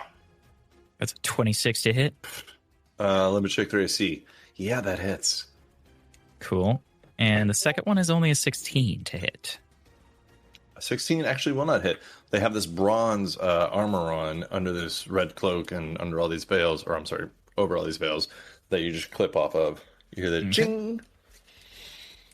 Well, the first one is going to... Oh, that was the wrong button. Don't pay attention to that. Ignore that. Okay. He's going to take 35 points of damage from that first hit. Okay. As Malachi pulls the sword, and while he's drawing it from the sheath, he just leans in and slashes upwards diagonally across its chest as this almost greenish energy cuts through the armor, slashing it. And then the second time he brings it around and makes contact with the spear, and unfortunately misses the second attack. But that's going to be Malachi's entire turn. That was a hell of a turn, though. You did a shit ton of damage, about a quarter of his health. Mm. And then a bunch of misses, too, so that's good news. Unfortunately, Kiriki, it is your turn. The reason I say unfortunate is because it's your turn. Don't be offended. It's unfortunate for Todd. Yeah. No. Nobody knows you're there. Not even Malachi. Yeah, and he didn't come towards the alleyway like he was supposed to. Sorry. We're still waiting for him to come closer. So I'm also in the same position as Layla. We were waiting for him to come closer. Like I also had a trigger on my turn. So I skipped her because she went before all of them, but now that they've actually initiated combat, if you would like to do something else, then you can. She only got skipped because she did a good job. Heck. Kiriki is gonna move, kind of like roll her eyes. It's a free action. Move across the roof, just up at the top still. I'm still on the top, but for some reason it's got me like hanging over the edge. I see both of them, right? Yes, ma'am. All right. I'm going to take both. I've done this before, and the last time we fought these things, Kiriki will draw both of her weapons and land on top of him with her offhand and main hand. All right. So I don't know if you remember what we did last time, but I gave you a little bit of a fall. Yeah, I gave you some gravity damage. Damage. Go. Yeah. So go ahead and roll all the hits with advantage because they don't know you're there, and don't crit. I will try not to. I would prefer if you did, actually. Yeah, me too, but it doesn't look like it's in my favor. So the first one is a 28, and then the other one is a 20. Both of those hit. Do you want to take your third attack or no? No, not yet. Okay. Because it's cinematic. Okay. So add 1d6 for each weapon. So it should be a total of 2 extra d6, but that's basically the extra fall damage. Got it. I remember this bit. Yeah. I remember doing this because it was fun. 1d6 It's for a the first good time. hand. So, oof, that was bad. First, that is 14 slashing damage for the main hand, and then another 1d6.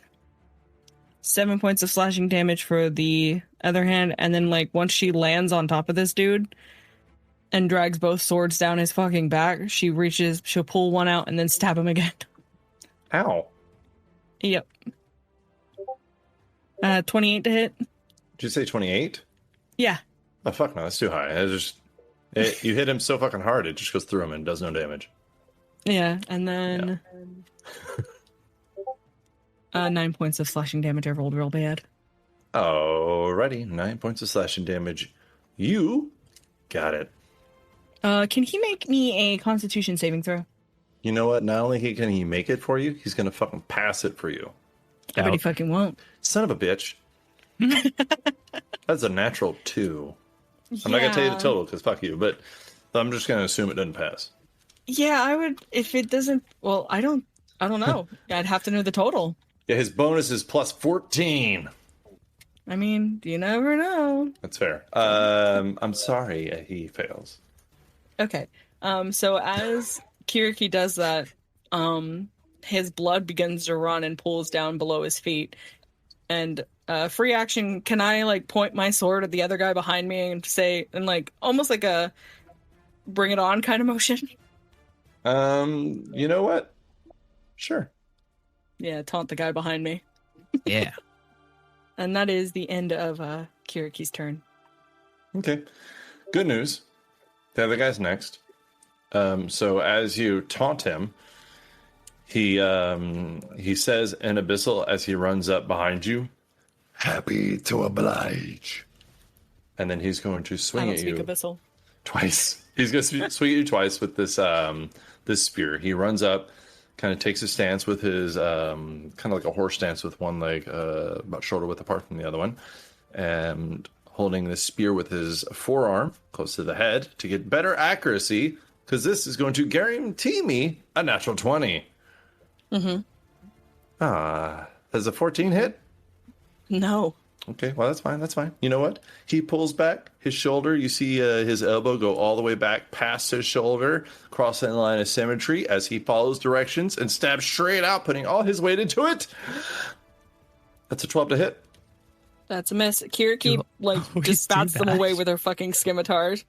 Like, one of her scimitars still in the other guy, and she fucking uses the one that she pulled out, the green one, and, like, parries them. Fuck yeah. You see his eyes glow this orange, but you see him die a little inside. Good. He deserves it. Yeah, there's just... Maybe not. Layla, you are up on this wall. Nobody seems to have noticed you, but it is your turn. Show them no mercy. If you can throw a dagger, Kiriki will give you a sneak attack, as will Malachi, depending on which one you want to hit. She should have sneak attack already. Because she's hidden still. Yeah, but I mean, because she's up on a wall. Like if she wanted to throw a dagger. I think I'm going for the option of just jumping on top of them with my arms already outstretched and just dive bomb the guy short sworded and dagger first. Okay. This is such a me kind of action. That I is love jumping off of stuff. That is a 15-foot jump from the top of the wall to them, but because you're very acrobatic, it's not impossible. So, here's how this is going to work. I'm going to ask you to make an acrobatics check. If you get above a 20 with your total, you'll have advantage on the attack. If you get below a 20, you will safely land. If you get below a 10, you're going to take some damage. So, acrobatics? Yes, ma'am. You are jumping from on top of a wall down onto an enemy. 20. Dirty but a 20. Nice. All right. So you land directly next to that Nephrikos guard with the veil up, and you have advantage on this attack. If you would please, stab out at thee. Chink. I've rolled 24 to hit. All right. So you come down with that short sword, 24 to hit. Bop. Get him right between his fucking shoulder blade and the neck. Just like that. Wow. Ooh, it's a good thing you got advantage on that one, too. 26. Okay. 26. Okay, so both your short sword and your dagger both hit. You kind of get them on each side of the head, just between the shoulder and the neck. You can see you're going through the veil that covers him. So you can see kind of like this, like, dried up, decayed skin start to show a little bit that's under the veil that this guard has. They have like this very nasty looking skin underneath. That's maybe why they wear all this covering. But go ahead and roll your damage and then roll 2 extra d6 and then tell me that total whenever you're ready. So yeah, I dive bomb the guy. A short sword and a dagger right between the spinal cord. Land on top of him. Ouch myself a bit. But overall, I'm dealing 47 damage. That's a lot. That is a lot of damage. I don't want to seem rude, but that's actually more than Malachi and Kiriki. Almost I missed my second combined. attack. It's true. I'm happy that you miss. Every time you miss, I'm happy, actually. I don't know if you know that or not. I have like a little cheering emoji that I send myself. But you send yourself. How very intimate. I send myself all this stuff all the time. I send myself a little hello. I'll pick up random people's phones at work, and I'm just like, I'll text Todd and be like, hey, guy, you're handsome. And then I'll respond when I get back to my phone, like, hey, thanks. And they're like, what are you doing? That's so lame. That's so lame. But you know what? Ew, I'm happy, cringe. so fuck you, Becca. Oh. All right. That sucks for me. So that guy looks very hurt. You see this black blood coming out of the neck and spinal wound that you made, unlike the red blood that you're used to. So that's a little weird. But he looks very, very hurt as he cries out in pain.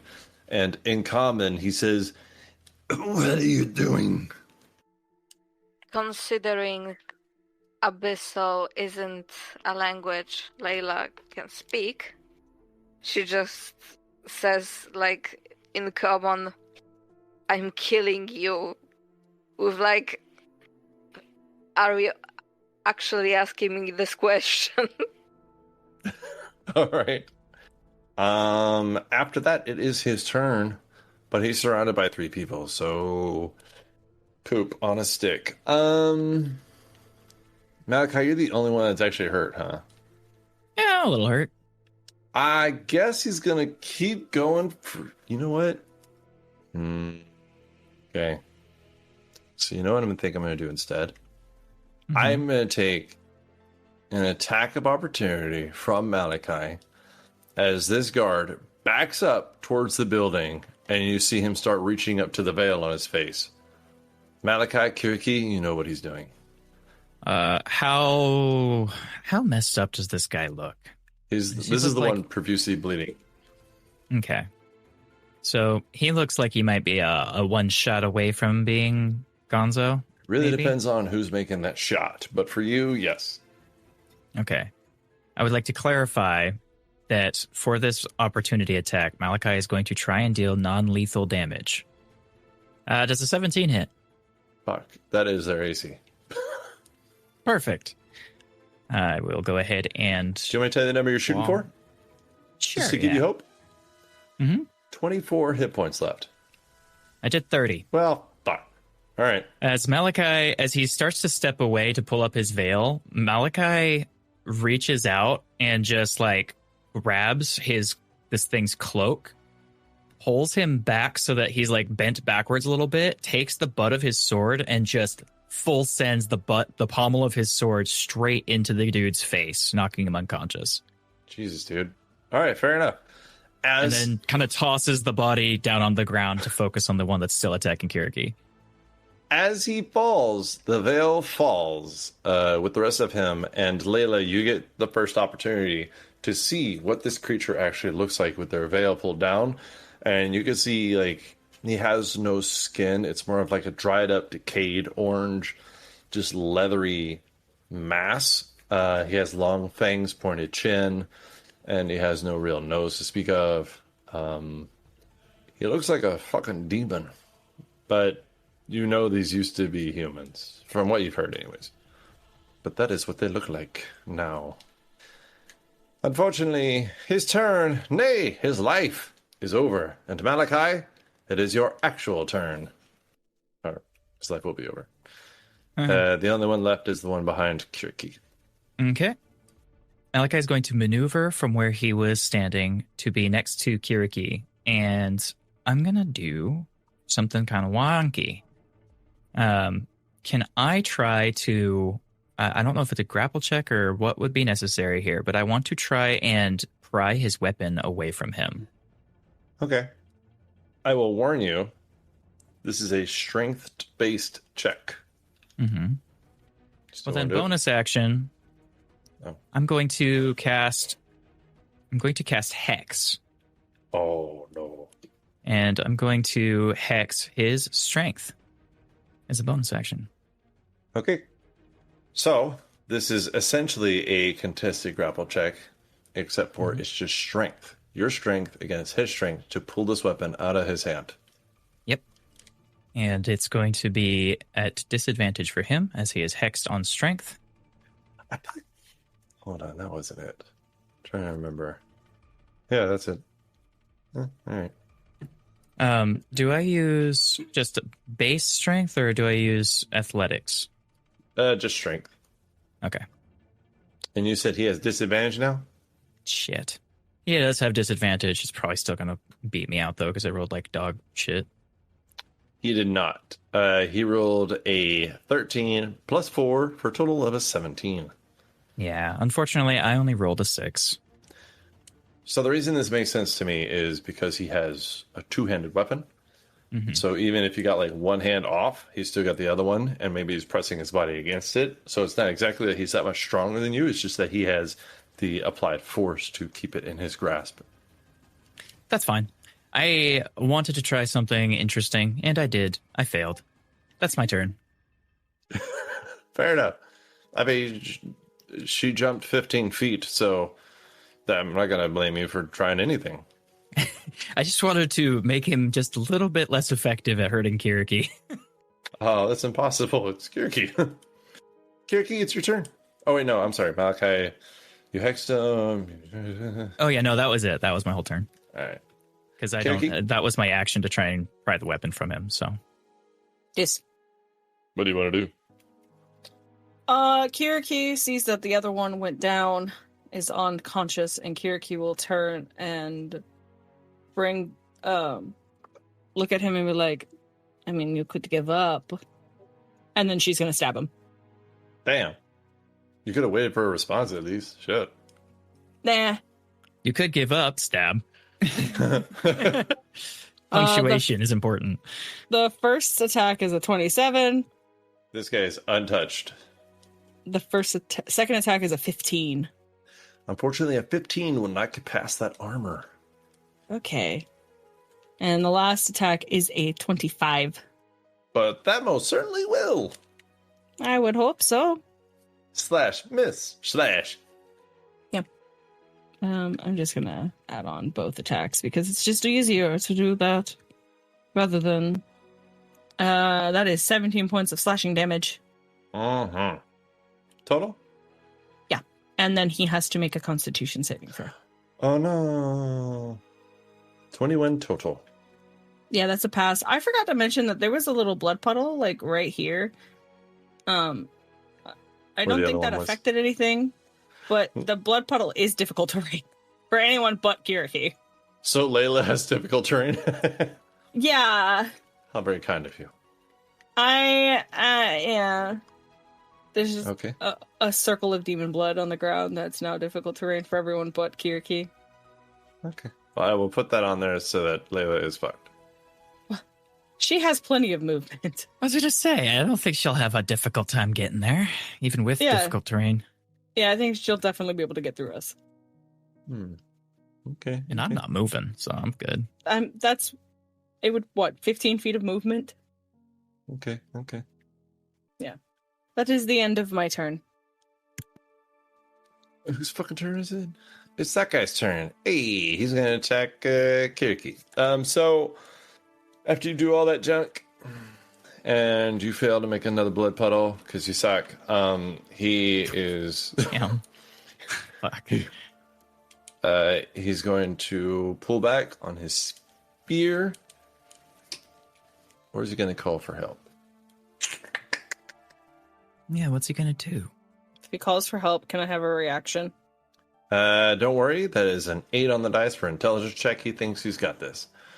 So he pulls back damn, on that the sucks. Yeah, he pulls back on that spear, leans into it. To die. That is a 12 to hit. Did you say 12? Yeah. We're going down. He parries it again. Yeah. You just hear him go, fuck. And then he leans into it one more. 21 to hit. That hits. Yeah. Fuck you, Kiriki. 8 points of piercing damage. Almost fucking minimum. 10 points of necrotic damage. That's pretty cool. And if you would please make a Constitution saving throw. I don't wanna. I'm good at these, and I hope I roll good because I just said I'm good at these. Oh, I should have done his You know what? breath I'm attack. bad at these. 17. That's reverse psychology. Pass. Damn it. All right. All right. So you just take 18 points of damage, but otherwise you are absolutely fine. And he looks at all three of you in front of him, and he just kind of sighs a little bit. Here we go. Layla, it is your turn. You have difficult terrain in front of you, which is an extra 5 feet, but you're only 10 feet away, so you should be fine. If you would like, you can head a little bit to your right and use the enemy's body to bounce off of and keep going around Malachi, or you can just kind of acrobatically flip over him, which could be fun. Could be cool. Yeah.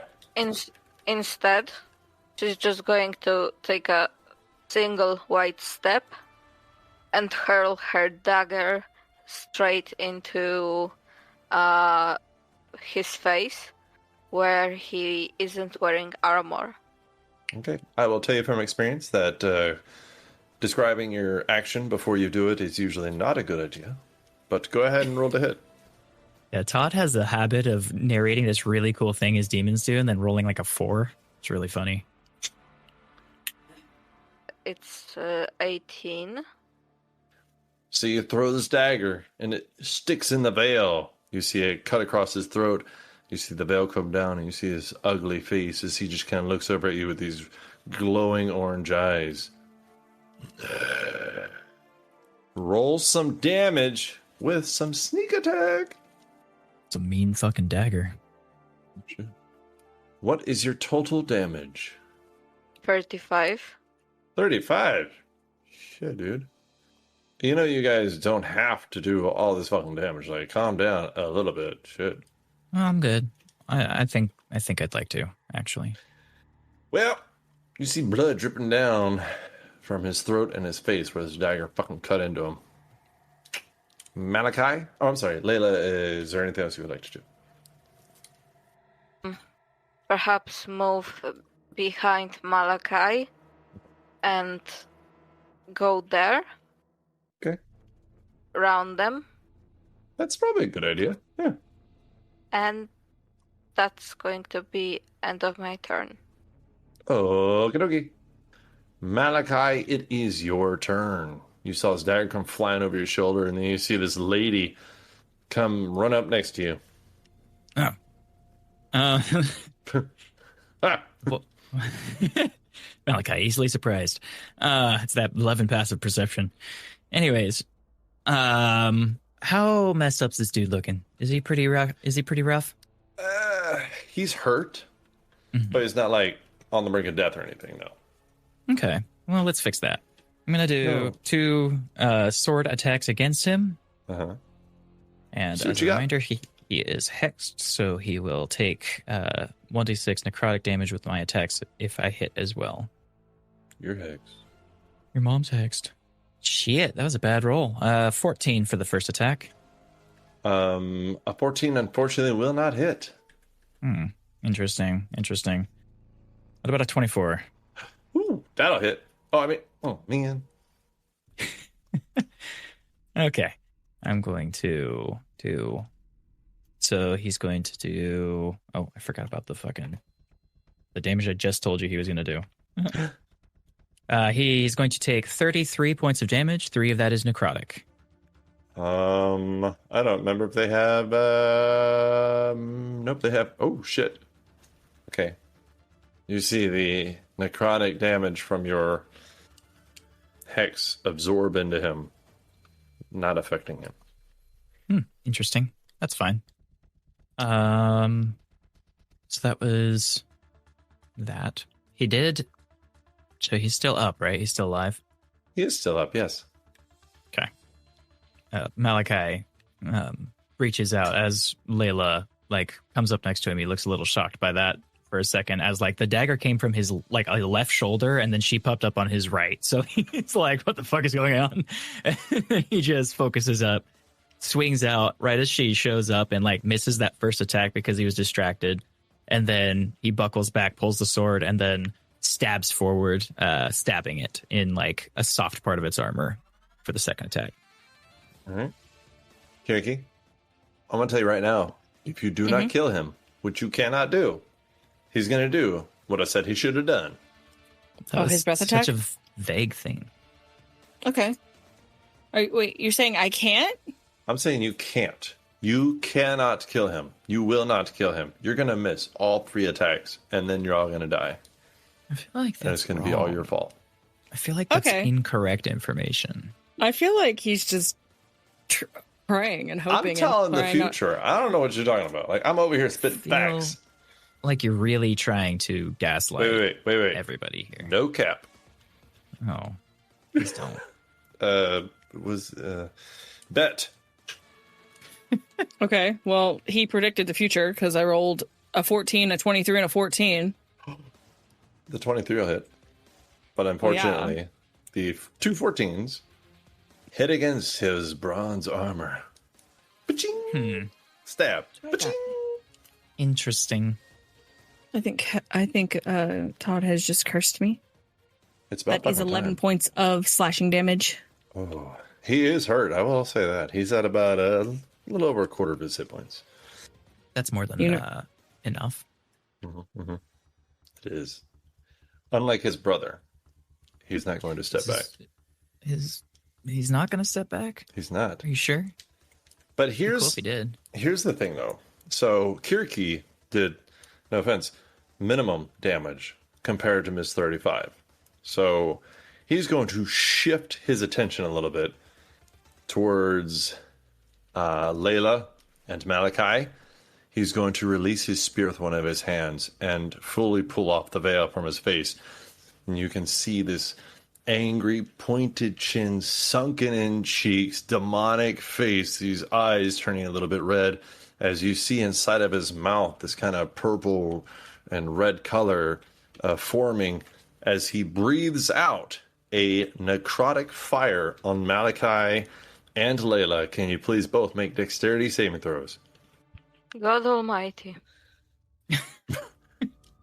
Which one? You got to be specific in this setting.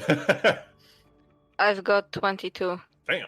And I have a 20. All right, so you both pass, but you're going to take 14 points of fire and necrotic. 14 total or 14 each? 14 total. But if you're resistant to either, then let me know. I am not. Okay. I'm resistant. I'm resistant Layla- to fire. You're actually even better than that. Do you remember rogues actually have this ability called evasion? Yeah. And you actually take no damage. So Malachi is the only one to take any damage from that. But that's, I guess, good news.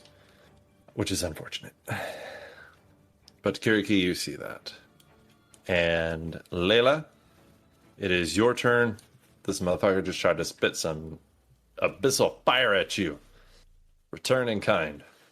I'm going to have Layla, like, as she's rounding Malachi, to just switch her direction on her feet and thrust her short sword, her main hand, right into his open mouth. Oh shit, that's fucked up, man. You could kill him. I prefer not to. They seem to want him for taxidermy purposes. Okay, so you're gonna stab him in the mouth with the intention of taking him prisoner. Yeah. Hey, people don't need a lower jaw to be experimented on. That's all I'm saying. I mean, you're not wrong. Okay. While she's rolling that up, I do want to note, have you guys seen Spartacus, Gods of Arena? No.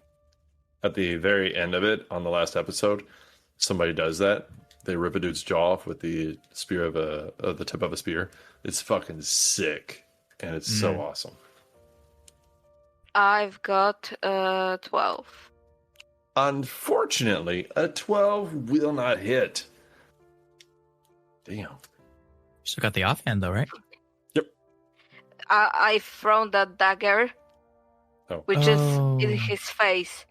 So could I, as a bonus action, just grab onto the dagger in his face she had thrown earlier, and just like cut it open further down?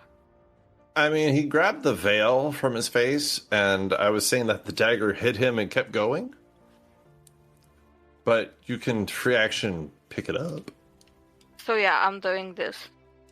And that will be all for now. Well, no, you can free action pick it up and then stab him if you want. Ah, okay. Like with your offhand. I don't think it takes anything to pick up something. I think it's a free action. Yeah, it's a free 28. object interaction.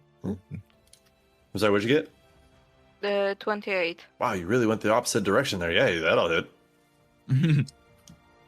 So close to a crit with fucking sneak attack. That'd have been sick. I love how you stepped away from the mic to say sick extra loud. 25 damage. 25. Unfortunately, being one of your lower rolls, that does not kill him, but he looks real fucking hurt. You can see his black blood dripping down from his face, from his throat, from his arm. You can see it oozing through this fucking armor. This dude looks real hurt. Real hurt, huh? Yeah, he's looking real woozy. It's a good thing he goes in fucking 3 turns. Malachi, it is your turn. What do you want to do? I'm gonna attack him. I think. You know what? I think I'm gonna attack him. You're going to attack, and you're going to miss twice. That doesn't work on me. You don't know that. That's a 28. Okay, maybe you do know that. That'll hit. Okay. I'm gonna go ahead and do my damage. I'm just gonna omit the actual hex damage since you said it really isn't doing anything to him. No, he's immune. So I'm going to go ahead and roll a normal damage attack. That's 28 points of damage. Do I get him? And with that, Non-lethally? he falls. Malachi, I'm just gonna flavor it, and Malachi like reaches out the sword and hits the edge of his helmet, knocking the helmet off. And then with his offhand, he just reaches up to the dude's face, grabs it, and just bashes the back of his head into the wall behind him until he's unconscious. Jesus. Okay. That was aggressive. And then Malachi wipes a little bit of blood off his face. He's like, "There, 2 unconscious fucking guards. We did it. Let's get these idiots back to Nyx." All right. So you drag them.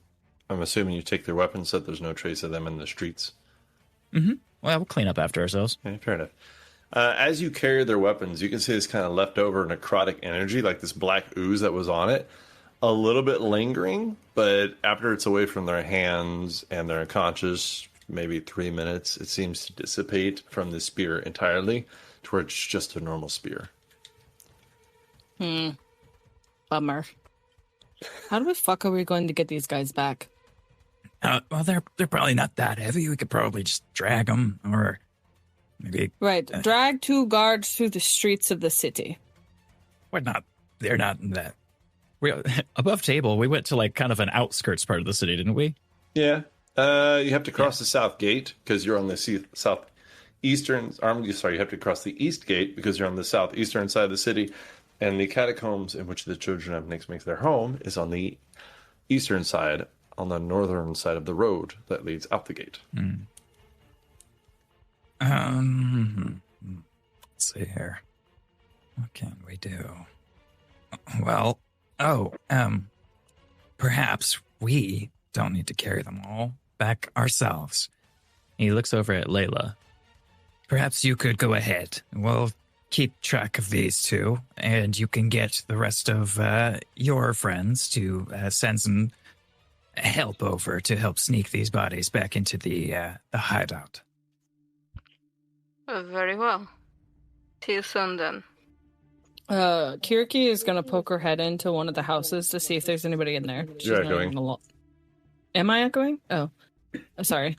Kiriki's gonna poke her head into one of the houses nearby and see if there's anybody in there. She's not even gonna knock. She's just gonna open the door. You know what? Do a percent roll. Okay. I like percent rolls. Everybody loves a good D100. 17. Ooh, now you roll low. I know. There is nobody home. It seems empty. You can see that somebody used to live here, but it looks from the dust and everything, nobody's lived here in over a month. But nobody packed up. There are still belongings. You can see like there's food on the table. You said there's nobody in there? I'm sorry. You said they're packing your belongings? No, the residents were killed before they were able to pack and leave. Okay. Yeah. Kiriki will drag one of the bodies into the house so that they're not in the streets anymore. Okay. Malachi will help with that. Am I making a strength check? No. You can drag double Okay. your carrying capacity, so you could do it. Yeah. And even if there's like no hurry here, really, there's nobody coming, so just take your time with it. Yeah, and then Kiriki will walk out into the streets where the blood is and like kick dirt into it and try to like clean it up. So That's fair. she can get rid of the weeping fountain like that because that was her doing, so she's able to remove that. But the other puddles left from the fight, she just is like kicking up dirt and dragging leaves and putting some rocks in the bigger spills, just cleaning up after themselves. All right. Fair enough. Layla, you go back, and Mira gives you 12 people. They are not fighters. They are mostly just citizens. 6 for each Larnax. It is their version of a sarcophagus. So they will bring this Larnax that you will put the body in. You'll wrap it, put the body in it, and they'll bring it back to the catacombs. And everybody is dressed in like dark mourning colors so that it looks like it is an actual funeral for somebody who has passed. So Smart. these 12 people carrying 2 of those will follow you back to the site of your murder, your murderous spree on the guards who were innocent and just wanted to raise a family here, but no longer can because you have knocked them out and captured them. And they will walk into the home. They will put the 2 guards in those. They will hoist them on the shoulders and then walk, but they will walk back slowly with their heads down. A couple of them will be crying. One of the men will be like, he was so good. He was loved by so many people. All of them. All the people. They loved him so much. Sorry. This guy's really going for the Emmy today. Yeah. He's such a good actor. Kiriki believes him. I cannot believe he died at the young age of 47. He was in his prime. Yes. Real prime. Yep. Yes. Yes. You It can was tone so it down a terrible. little bit. I think that there's nobody actually watching us anymore. Oh, okay, fine. We're actually in the catacombs now. This is the least guarded place. He starts screaming and raises his fist to the air. Why? Why did you take him from us? Apollo! Bless Sir, him in the I afterlife. have to let you know that if you continue doing that, my friend will probably punch you in the face. Looking was- at Kiriki. I was a bard. I mean, That's what I do. What? I thought he was generally just, I thought we might have actually killed them, and he was just really upset. It's true. I mourn the loss of my friend, Charles. Oh no, not Charles. I know! He raises his fists again, both of them this time. Charles, no! May you be as peaceful in the afterlife as you were in life. Charles did stab me, though, and I'm just... Oh. Charles, So I don't know about peaceful. They open up the little Larnax, and he looks inside. He's like, "Oh, what the fuck is that? Oh God, no, I'm out. Bye." Nope. Wait, what about Charles? Nope, don't want to do this anymore. Nope, that's gross. That's gross. It has no skin. It's got fangs. Nope, I don't want to do this anymore. Nope. I'm out. What a bad friend. Fuck Charles. Guy is just so confused. Just so fucking confused. I don't know how we got here, but that was fun. We got here.